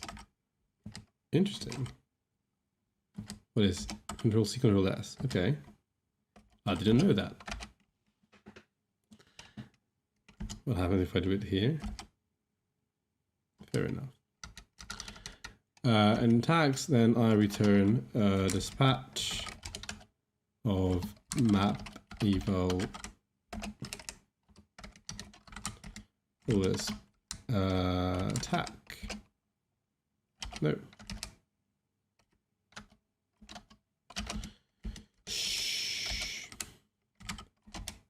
Okay. Dollar map eval lisp tags. Yes, it's a tactic that fails if there is at least one goal. So it's the way you typically it's one way to implement the solved tactic, a tactic that checks that you've done you finish your thing. It's particularly useful if you have a backtracking semantics, but not only. Like if you have a disjunction of possible tactics they can apply, and you want them to solve the thing, you can just say, oh, you can add this solve thing, so dispatch empty at the end.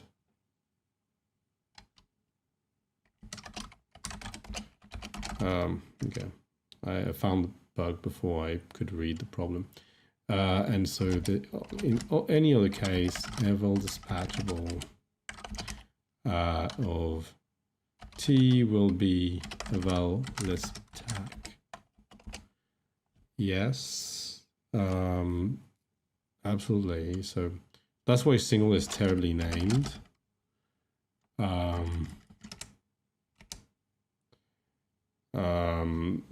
So I should be called all. It means that you apply the same tag to every single of the goals. So this one has a fixed number of goals, and it needs to apply to different ones. So there could be a way to there's a way to unify the two, and that doesn't have the right type. For some reason, it doesn't complain. Why doesn't it? Why doesn't it complain? That is really wrong.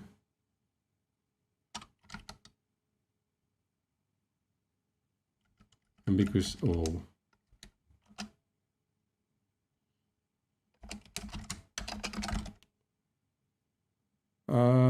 Yes, it's a sort of a strict zip.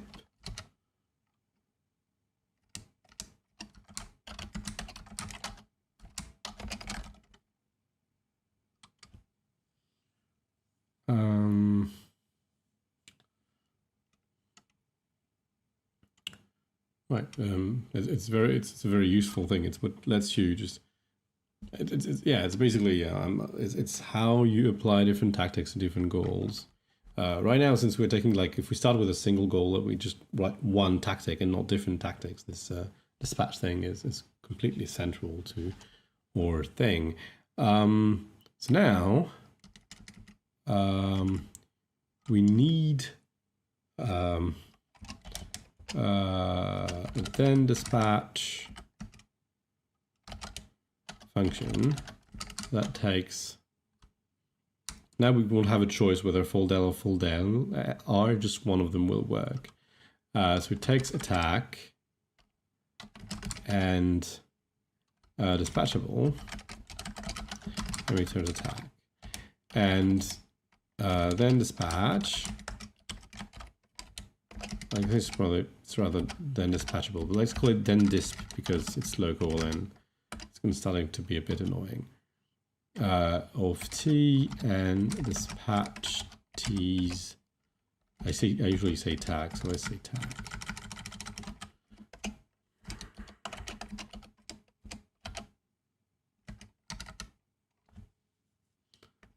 Tags equals tactic.dispatch tag tags defined but not used, which is a good point. And here we have on all. So in old-time eCog,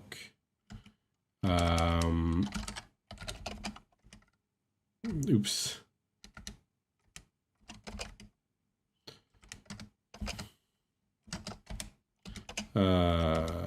That's exactly what happened. There was one tactic that was called TCL, then 3 parts, and it was a list, a tactic, and another list. And if both lists were empty, then it would be, that would define then, and dispatch is like the first list is not empty, and the one middle tactic is fail and things like this. It's not used yet, but instead of using list tag here, we're going to do eval dispatchable, and now TCL then doesn't work, but it says that doesn't work, but it's fine. And here we just map then disp, which I think fold-out will be better, actually. It is. Now we can do dispatch. Wowza. So let's go back to our things and do the first theorem. I'm going to copy this. We're going to write proof, not proof env. I don't know why I wanted this to be written. I'm going to write this and remove this. We can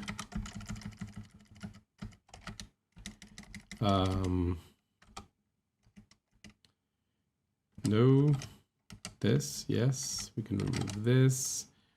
So that's a dispatch. Interesting. Here we have a sick.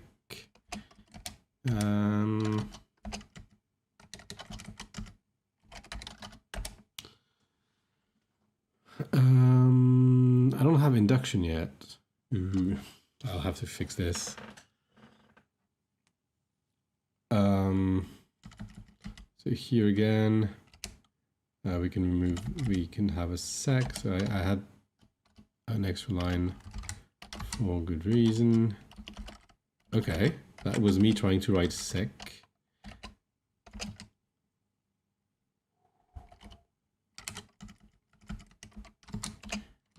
Okay.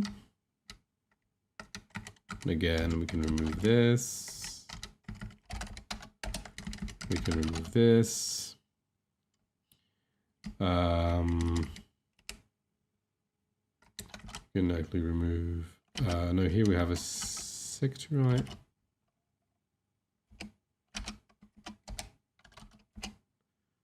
Fantastic.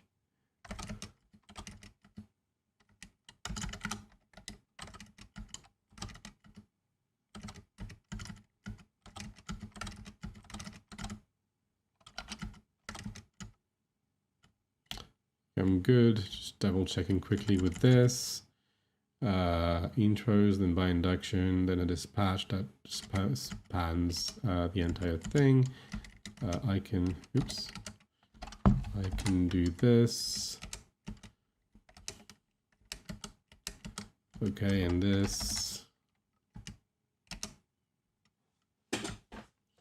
Having many parentheses like that is a bit less, it takes a bit less space, but it's also a bit aggressive for your diffs. They tend to interact with every changes.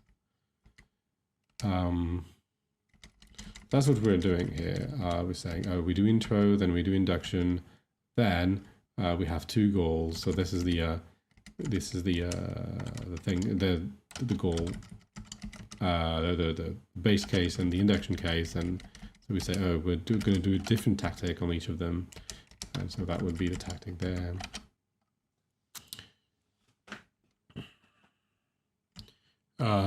So I think we're good about this. Not completely done, so maybe I shouldn't remove that yet. So this is, oops. This, ooh, I don't know how I did this, but that was cool. Colon, and this, nope.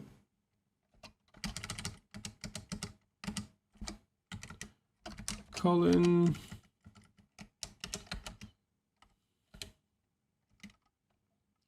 Okay.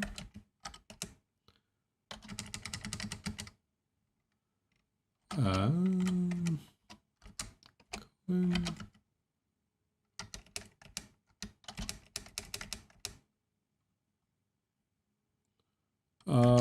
Yes, I just assume that it's a form. I'm not sure that I need that, but since it's going to be difficult to do the other things without parentheses, for now, I'm just doing that by symmetry.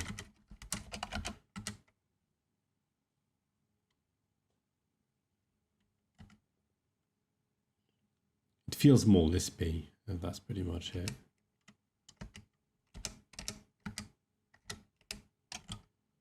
Looks pretty good. And now I want to do just induction, I guess. Oh yeah, primes.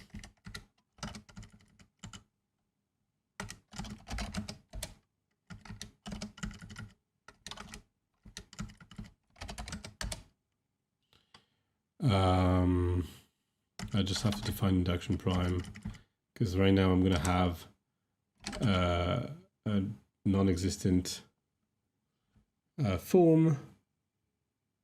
Too many tactics, 3 too many.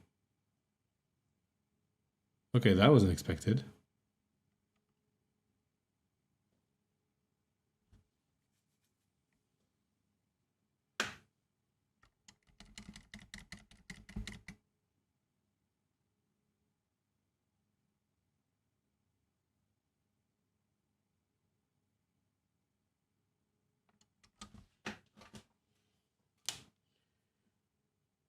So this is a bug from dispatch. If we go to tactic, dispatch. No, isn't that from dispatch?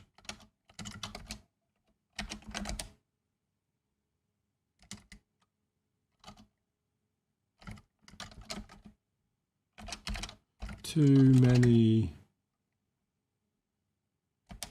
This is a type from apply tags.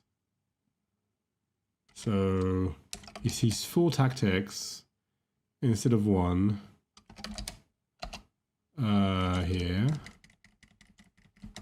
That should really be just the 1.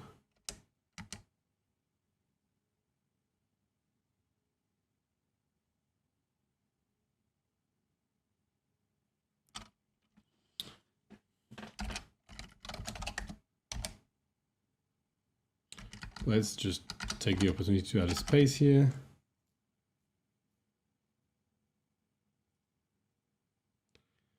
So what am I doing? Got a bunch of tactics.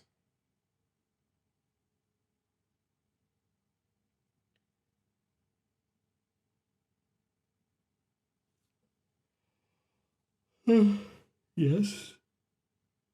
Sorry.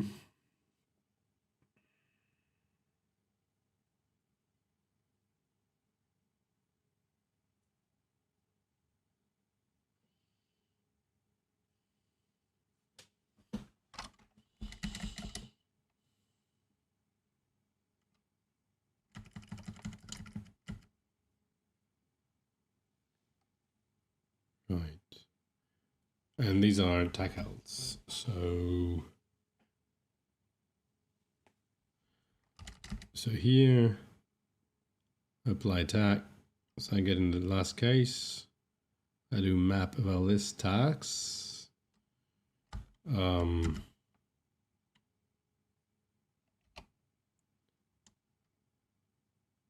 am not. It looked very much like I am. Plus, it's really the outer one that we're seeing here. That's the sick. That we're seeing several of.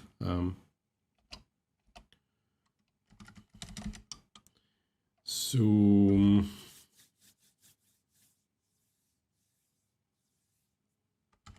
this is closed here. Sorry. So let's make sure debug.trace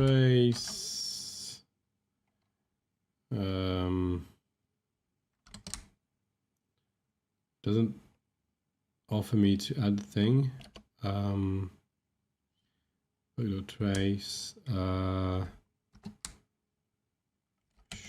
show length tags. Just give me a way to print the tag text right now.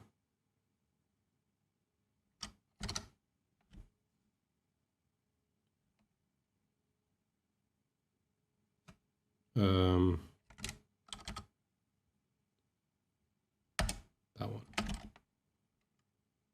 I could do this. It gets 4 tactics. That's not good. I don't know why yet. I don't know why yet. I think I just forgot one parenthesis or something. Right, I think that's just it. We go there, there's one extra parenthesis around it, yeah. That's just it. So we start with 2 parentheses. Oops.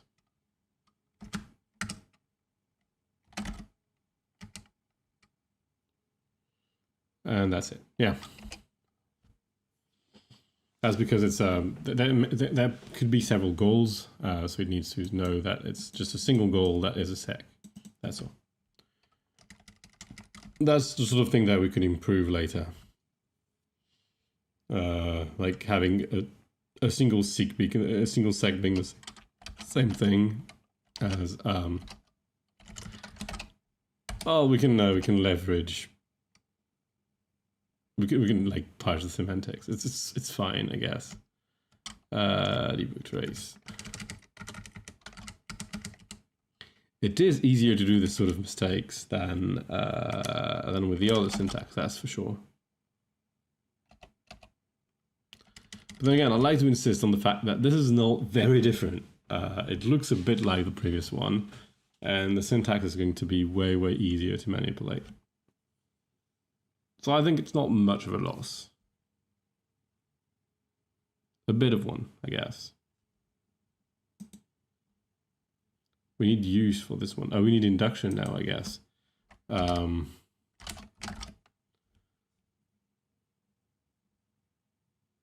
Maybe I already did induction.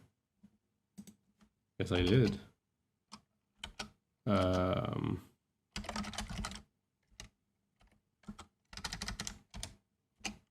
That one.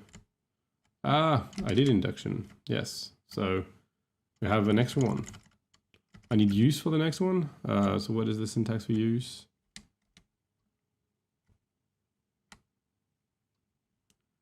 Am I going to have macros? In another life, maybe. I'm not sure I'm looking forward to implementing macros for real. It looks like it's a terrible thing to do. Once it's done, your life is much better. But getting there looks like it's quite the pain. I mean, like, not macros, but having a decent system of macros, like the, like, whatever Racket is doing. Like, even just hygienic macros is non-funny thing.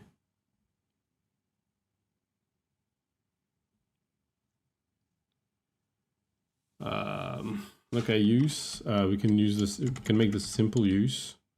That doesn't have an argument yet, and then we'll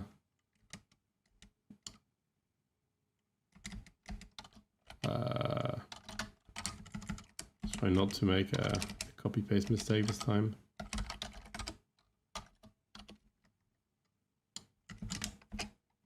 That's a good point. Not yet, no. So I guess we can make macros before we have these. Hey David, good morning indeed. How are you doing? And so my point was to do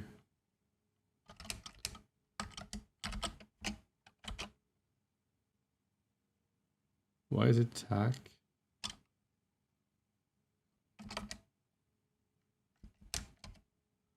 I seem wide awake. Maybe I am.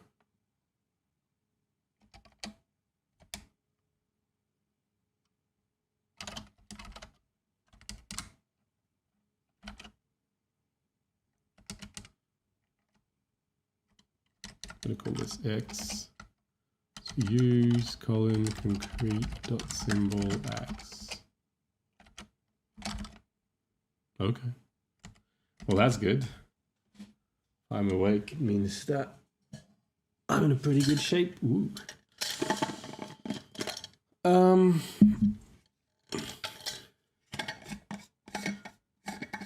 So this parser is not, this little parser is not particularly fun. But the good thing is that we can progressively abstract on this.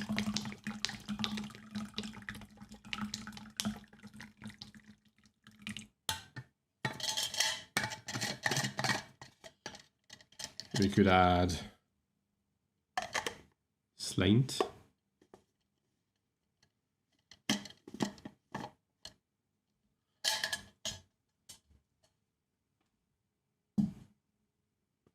Slunch. I don't know what you're talking about.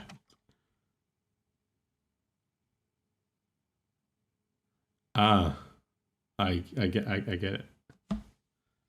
Yes.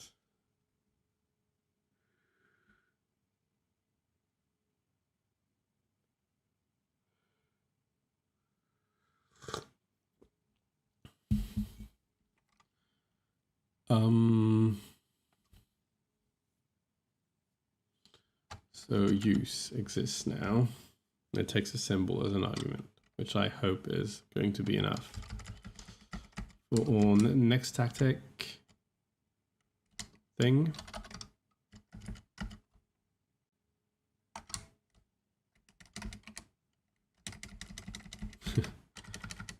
It's just panicking a little.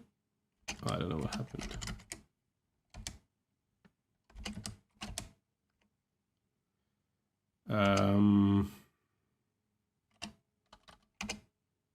Well, let me.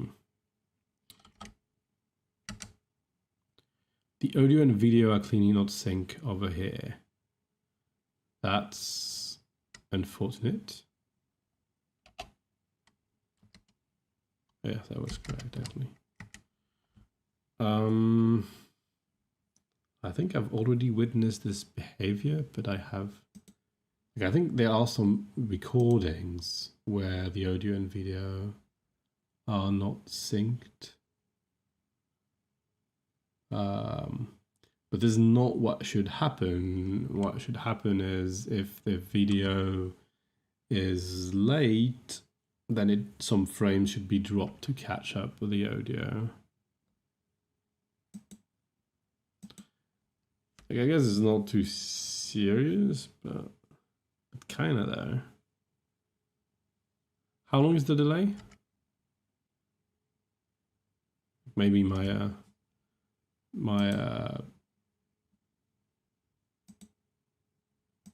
sound. There's I've got a pipeline that deals with sound and does some effects. Well, not effects, but some cleanup on the sound, and maybe that's what's slow. I don't know. About 3 seconds, so that's definitely not my my signal processing thing. And sound is faster than light. Yeah, that makes sense, I guess.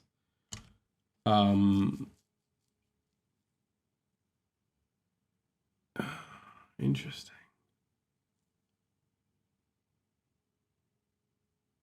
I don't know how to deal with this. Like, I don't know if it's my fault.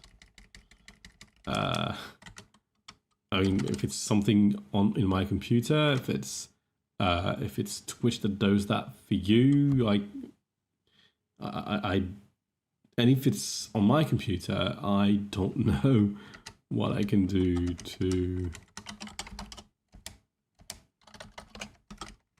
to fix it. Me clap once.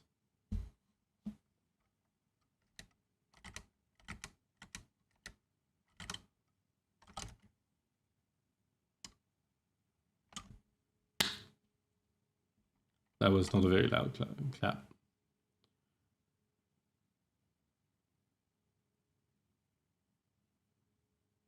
Oh, you need to see the hands. Okay. Oh yeah, I get the point.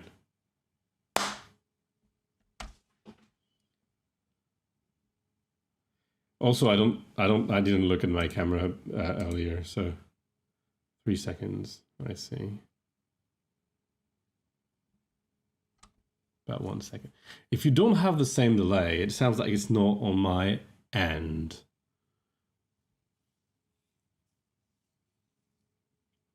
So it might be Twitch that's being very, very slow. Both using Linux and watching Twitch on the website, I assume. Because that could be it. Switching the video.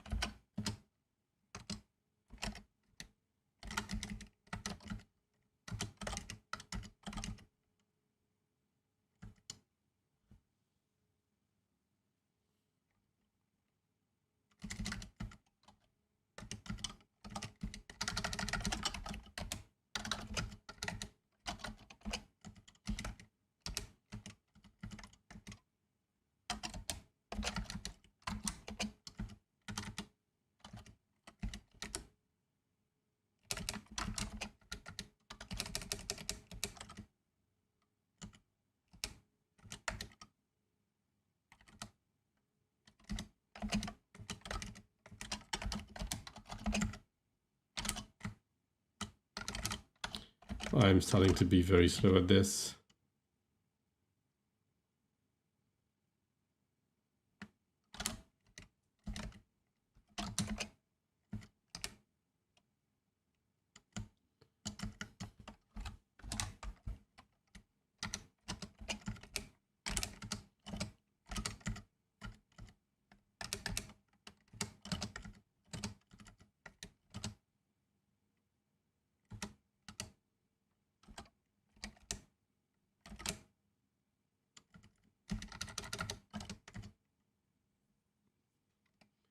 Intros induction, use plus X, done, half plus 0, done.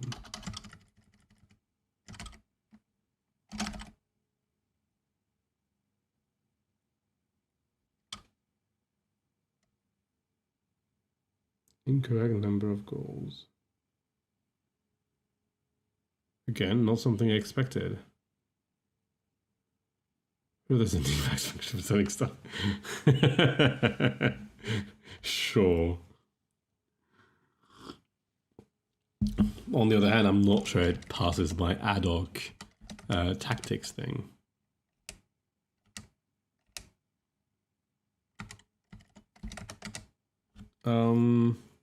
Incorrect number of goals, not what I expected at all. It's not working. Gonna write use prime.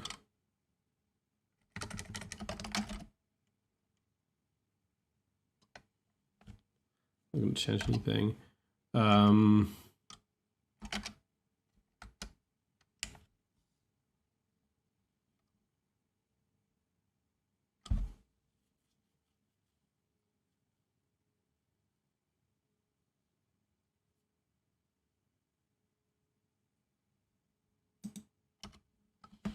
So let's have a look. So we take all the dispatch.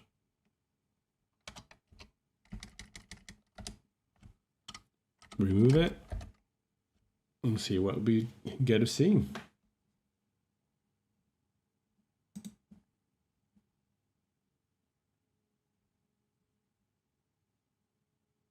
Looks like it looks very much like 2 goals.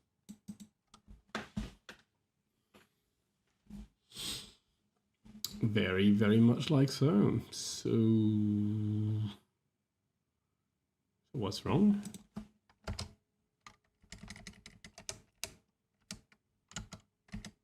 that also looked... Ooh. Oops. Thanks, Lisp. So, yeah, Lisp is not without costs. Yes.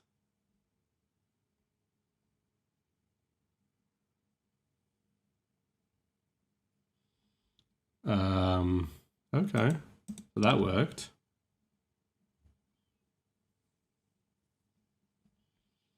So is there a list that uses features we haven't introduced yet? There are, though. Like this one. Okay. So this one uses focus, which has more or less the same syntaxes have. And it uses with, and it uses chain.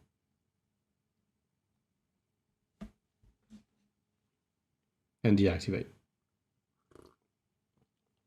What is serious, sorry?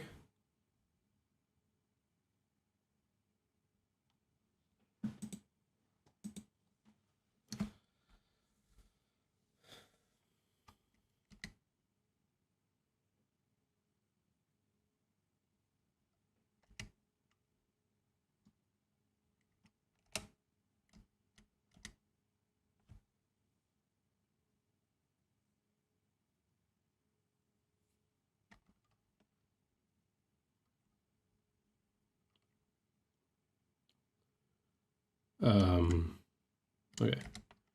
Focus with chain deactivate.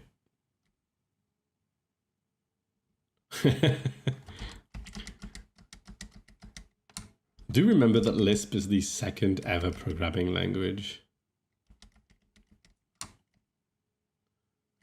It's very traditional.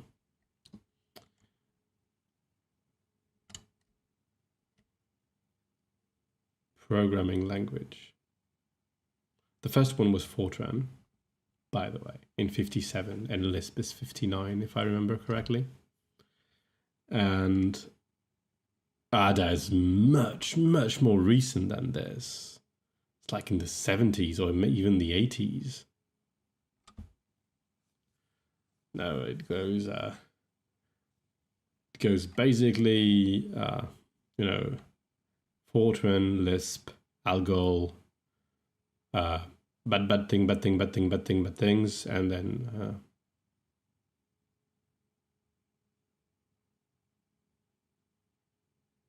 do I need to answer this question?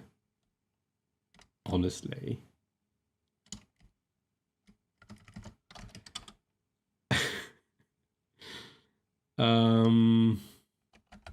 Yes, I can just... It's a nice question, though. Really?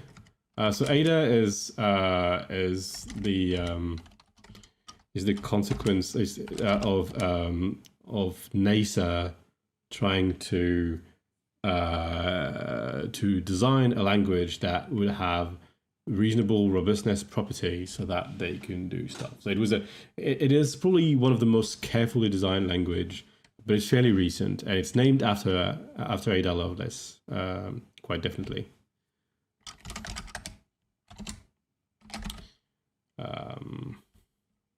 But it's completely unrelated to her work, which so her mathematical work that is currently well known is her writing program for the analytical machine of Babbage. Yeah, well, computer. So she wrote programs on a notebook, yeah, because the analytical machine was never fully realized. At the very least, she never touched one. So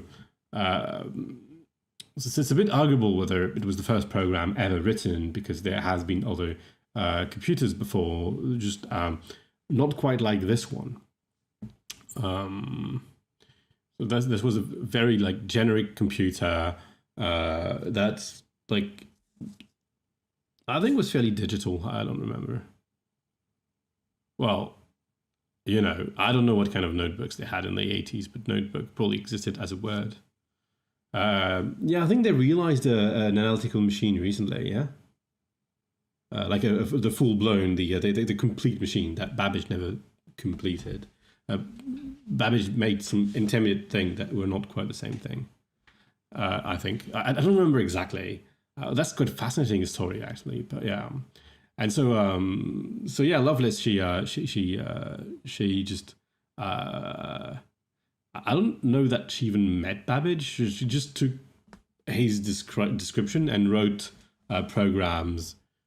Among other things, I don't exactly know what she did. She did quite a bit of maths in general, and oh yeah, it's a completely mechanical thing, much like the Pascaline, which is one of the first mechanical computer. But the Pascaline is very reduced in set of instruction. It just does arithmetic basically. But as far as I'm aware, it's quite a bit older than Babbage's computer. So it's just that there's a sort of a continuum. But the first thing that was ever deserving of the name programming language, that had a rich enough structure, algebraic structure in it, to be called such, was Fortran in 1957. Interesting. You can read about the Ada language. It's actually fairly decent, and it's and they write rockets with it, and sometimes they blow up rockets with it. So, oops. Blowing up a rocket is fairly traumatic because when you send a rocket up, there's always like the rocket is extremely expensive, but whatever in it is just so massively expensive.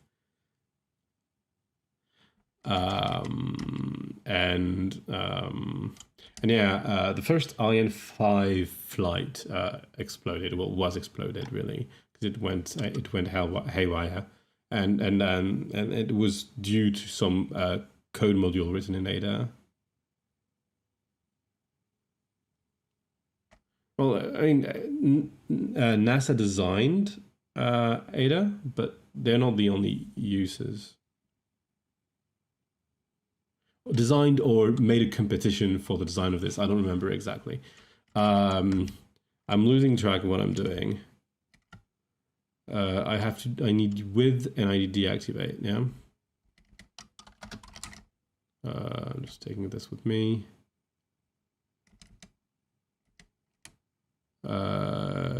With and term. Do I have one of these? I don't, so let's just take this. It's fine. I mean, with prime, concrete symbol, I don't want concrete symbol here, I want tag term. I don't want induction, anywho.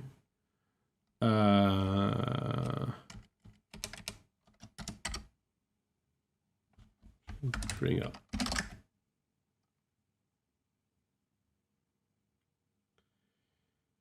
Okay, and I need deactivate, and deactivate is just a plain call to deactivate, right? Right. So let's just take intro, or no. Okay, I have none that works directly.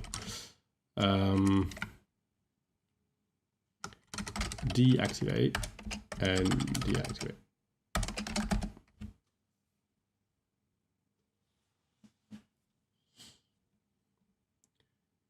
I mean, the history of programming language is quite fascinating. There's been it's been a long journey to get where we're at now, and it's been very, very interesting. And there's been a lot of different trade-offs that have been made.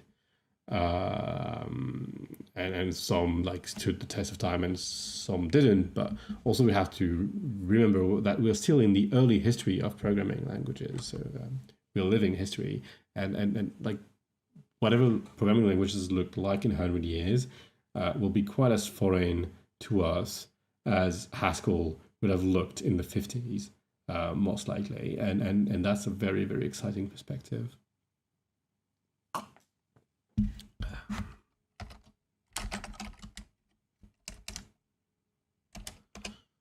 div1. It's a proof theorem, yeah? Where is div1?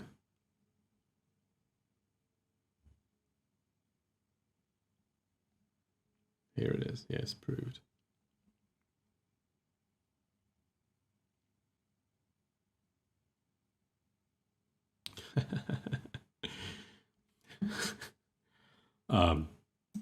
Yes.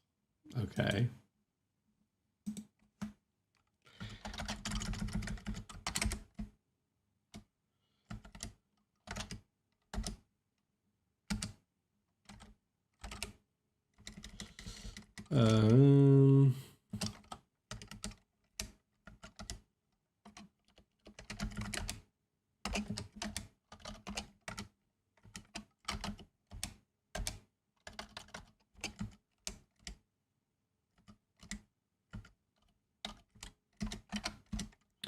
Where do I want it? I think I want it here. I don't know exactly.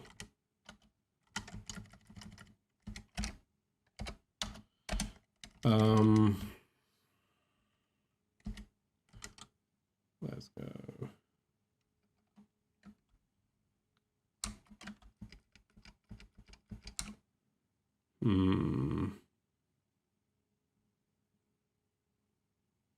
That's not gonna work. Can I do this here?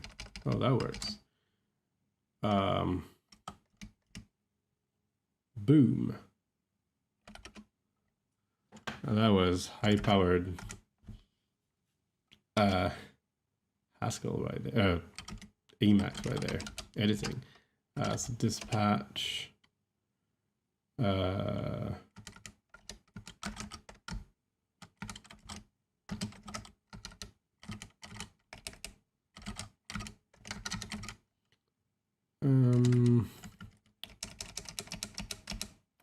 We can add a sec rather.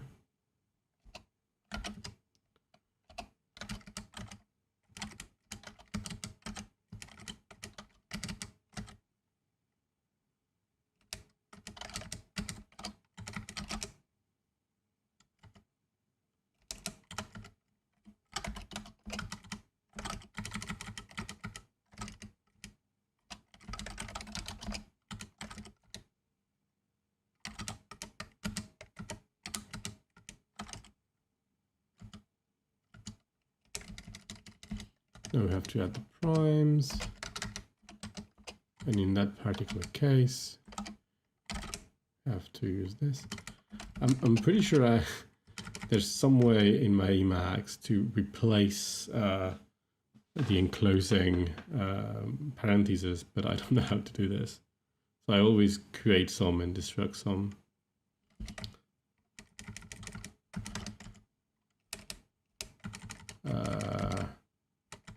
Don prime, it prime.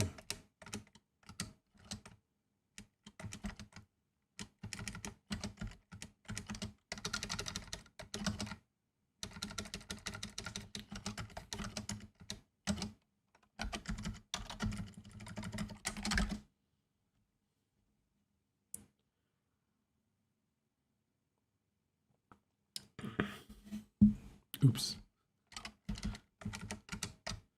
This is quite true.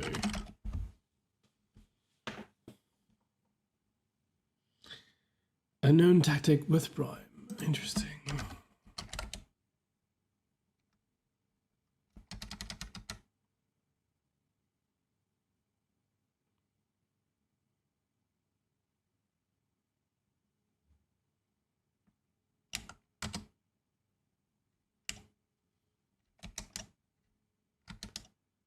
A known tactic with prime.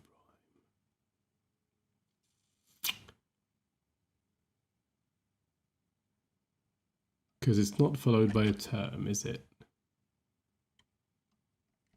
Right, it should be. So here is an example of something that would be improved if I had better patterns.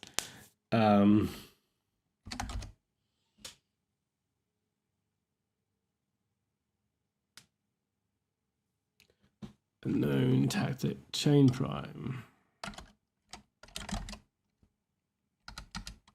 I think I just didn't code chain. Oops. Right, like right now I'm writing my patterns in a very ad hoc way, but I could have sort of views that give me a better pattern matching on the thing that would give me better errors. Like in a way, Racket's patterns are kind of perfect. Say, oh, I'm discovering something that should match a macro, but it's not quite the right syntax. And I guess that's kind of what we want.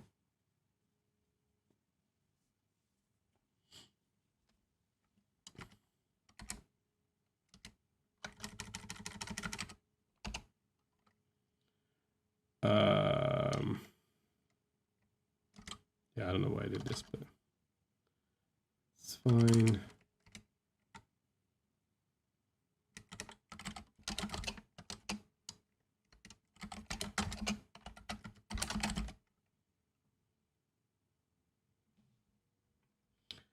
Instead of saying, "Oh, I don't know what's happening. I got in a wrong thing," it's just, "Oh, you used with, but I was expecting a term after it and not a symbol, and it gave me a symbol, and I don't like it." Something like this. That would be a way better error message. And one way to achieve this is to say, "Oh, let's just do you know, the same sort of macros that Racket does. We can do them in Haskell, or we could have a sort of low-level primitive things or a tactical thing, and just and dish. There would be a way to do that, like by lowering some syntax to a more primitive syntax within Lisp itself, which I guess would be an exercise, but I'm not sure I want to go there right now. What I'm probably going to try doing very, very soon. Maybe not today. It's 1 in the morning already, so not much more interesting things that we can do. We can convert times a sock maybe, which is one of the last. It's not really one of the last. It's low in the.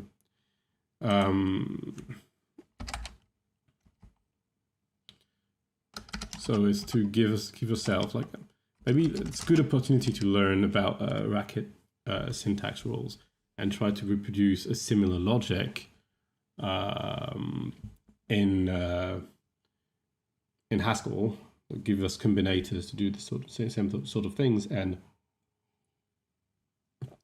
let failures be informative.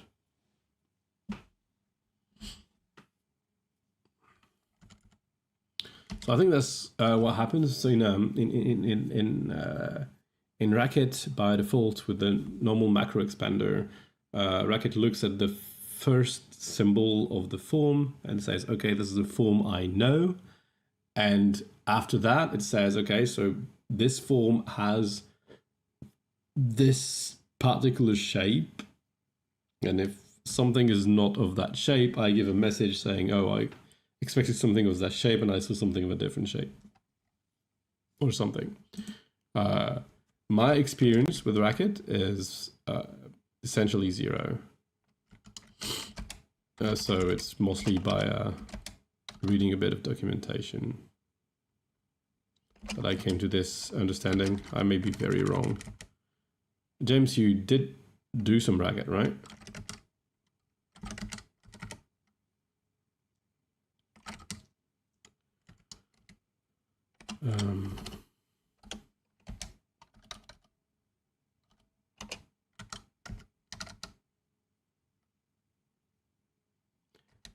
Yes, that's the point. But it's just because these are like regular Haskell patterns and they're not patterns that are adapted to matching on Lisp and do this sort of things. You know, there should be a sort of mechanical way to do exactly what I just said. Like look at the form and then apply some pattern matching on the rest.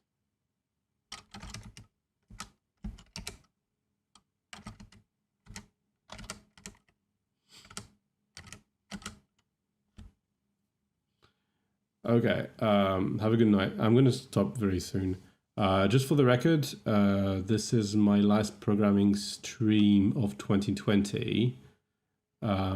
So probably we see each other in January. For holiday stuff is coming, and I'll be busy on Fridays soon. I'm busy doing other things, unfortunately. So there. So anyway, have a good night. So next week I'm going to do a video game, and then for 4 weeks I'll be away from the computer, basically, at least away from my streams. So there will be a 5-week gap between the next stream and the one after that.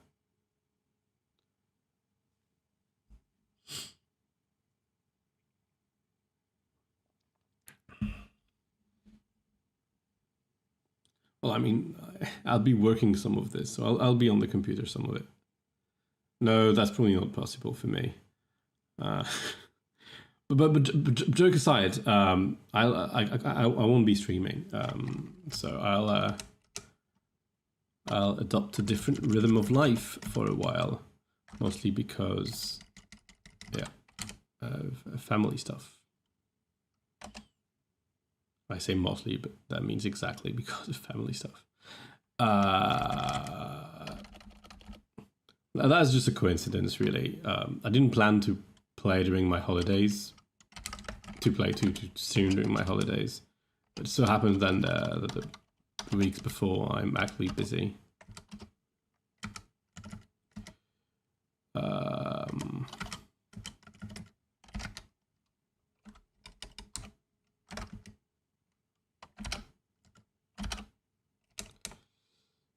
I did something wrong. Thank you.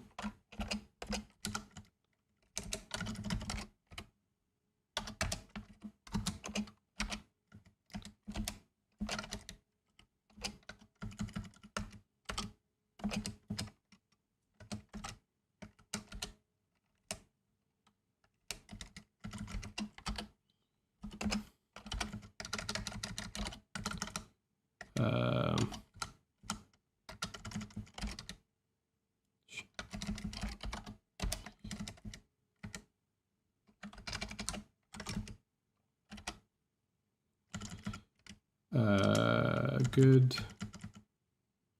Where's that supposed to be? There's one missing. Okay, that's not expected. I think this one is missing. Yeah. Fantastic.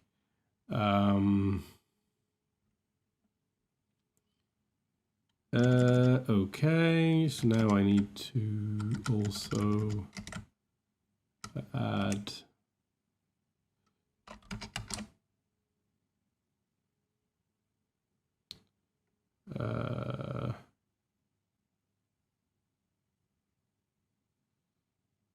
can I do this? No,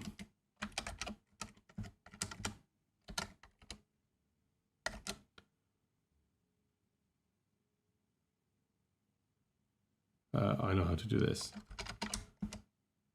Oops. Would have been faster not to try to do this. It's just sort of a challenge.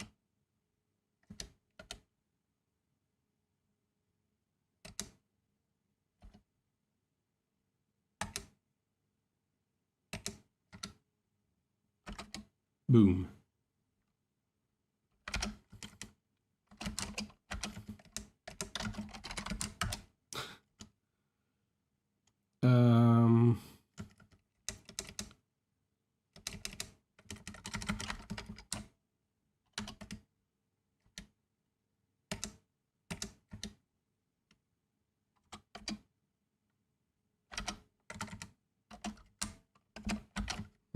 I just realized how I could have inputted the colon in one go. So, where are we? Syntax error before intros. Induction. It's very surprising.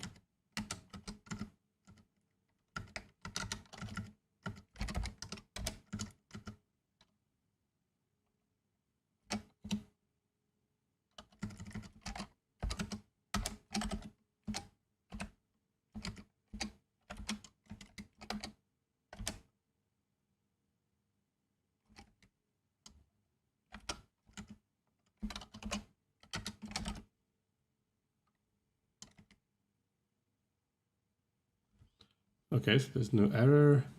Does that type? So,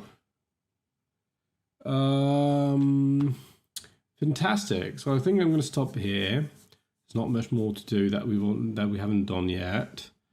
That gives me some interesting research to do, even though my plan is kind of not to do too much in December. So we may get into a Wiz in January. Well, I think I'm gonna stop here, mostly for this stream. We've learned a few things about Lisp, and I think we're going to learn some more. Yes, I hope that we can finish that fairly quickly. I may do some offline. I don't exactly know, depending on how things go.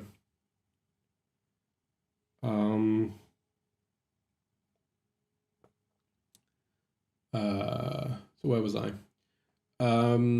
Yes, so my goal next is to improve the parsing of the Lisp a little, giving me more ability to read all the arguments. Right now I don't need to really with all the tactics that I have, giving me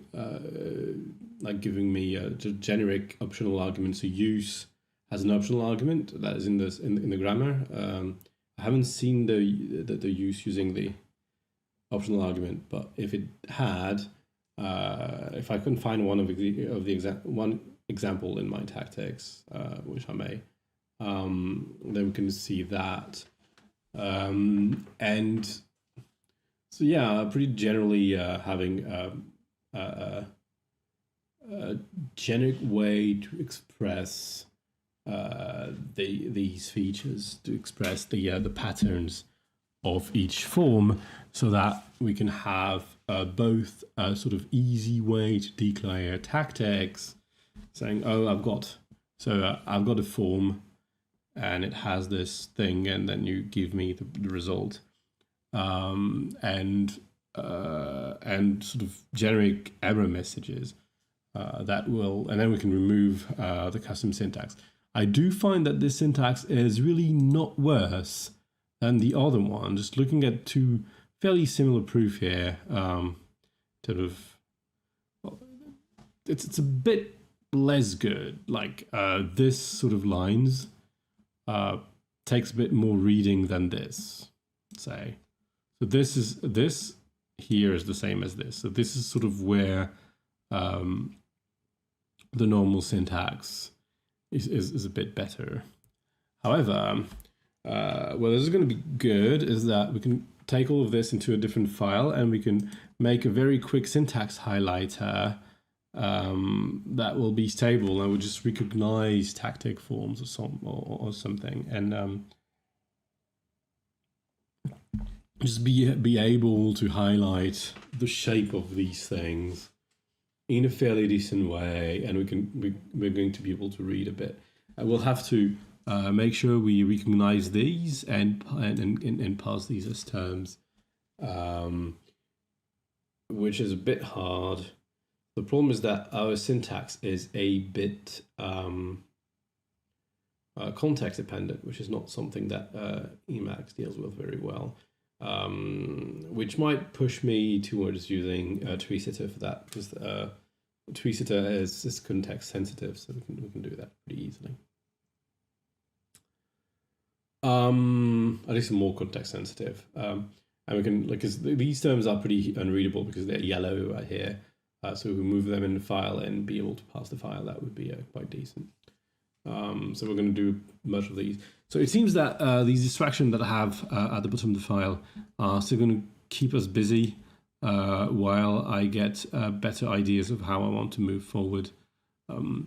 It's less mathematically interesting than the rest of the design, but it's also a part of professors in design. You have to deal with all these things that might be boring a bit, but we're trying to do that in a way that we are sort of satisfied with the software engineering part of it. So I've got a bunch of ideas coming on of very like low-level things like this, like not really logical design or logic level design, but rather like sort of facilities.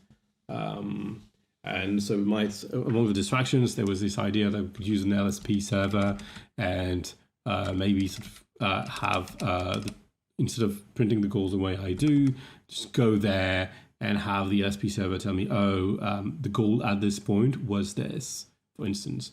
I'm not exactly sure how I want to do this, but having that on the hover might make sense.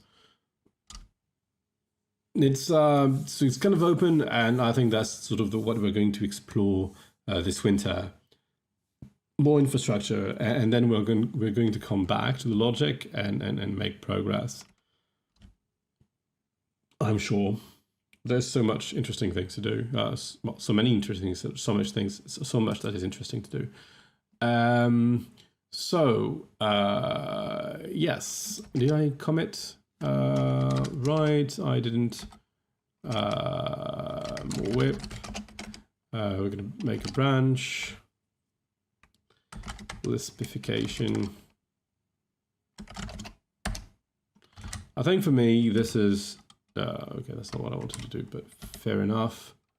I think for me, this is a good opportunity to delve a bit deeper into this wonderful world of Racket macros, how they're defined, and the entire the logic behind this, and whether we can sort of reproduce similar patterns.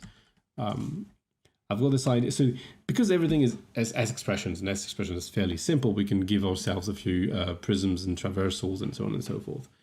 And with these, we can compose fairly powerful patterns. So I think that will be the first thing that I'll do. I'll just give myself a bunch of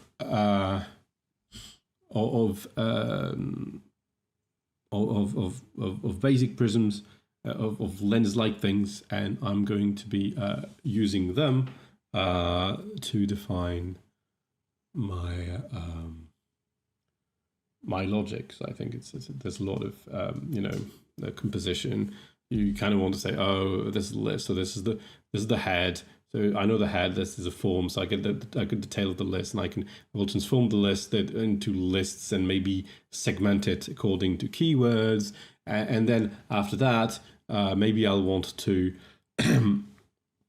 to push some types within something like this. And maybe I'm not entirely sure that it's going to work, but I've got this idea that maybe lenses will give me a good language for this.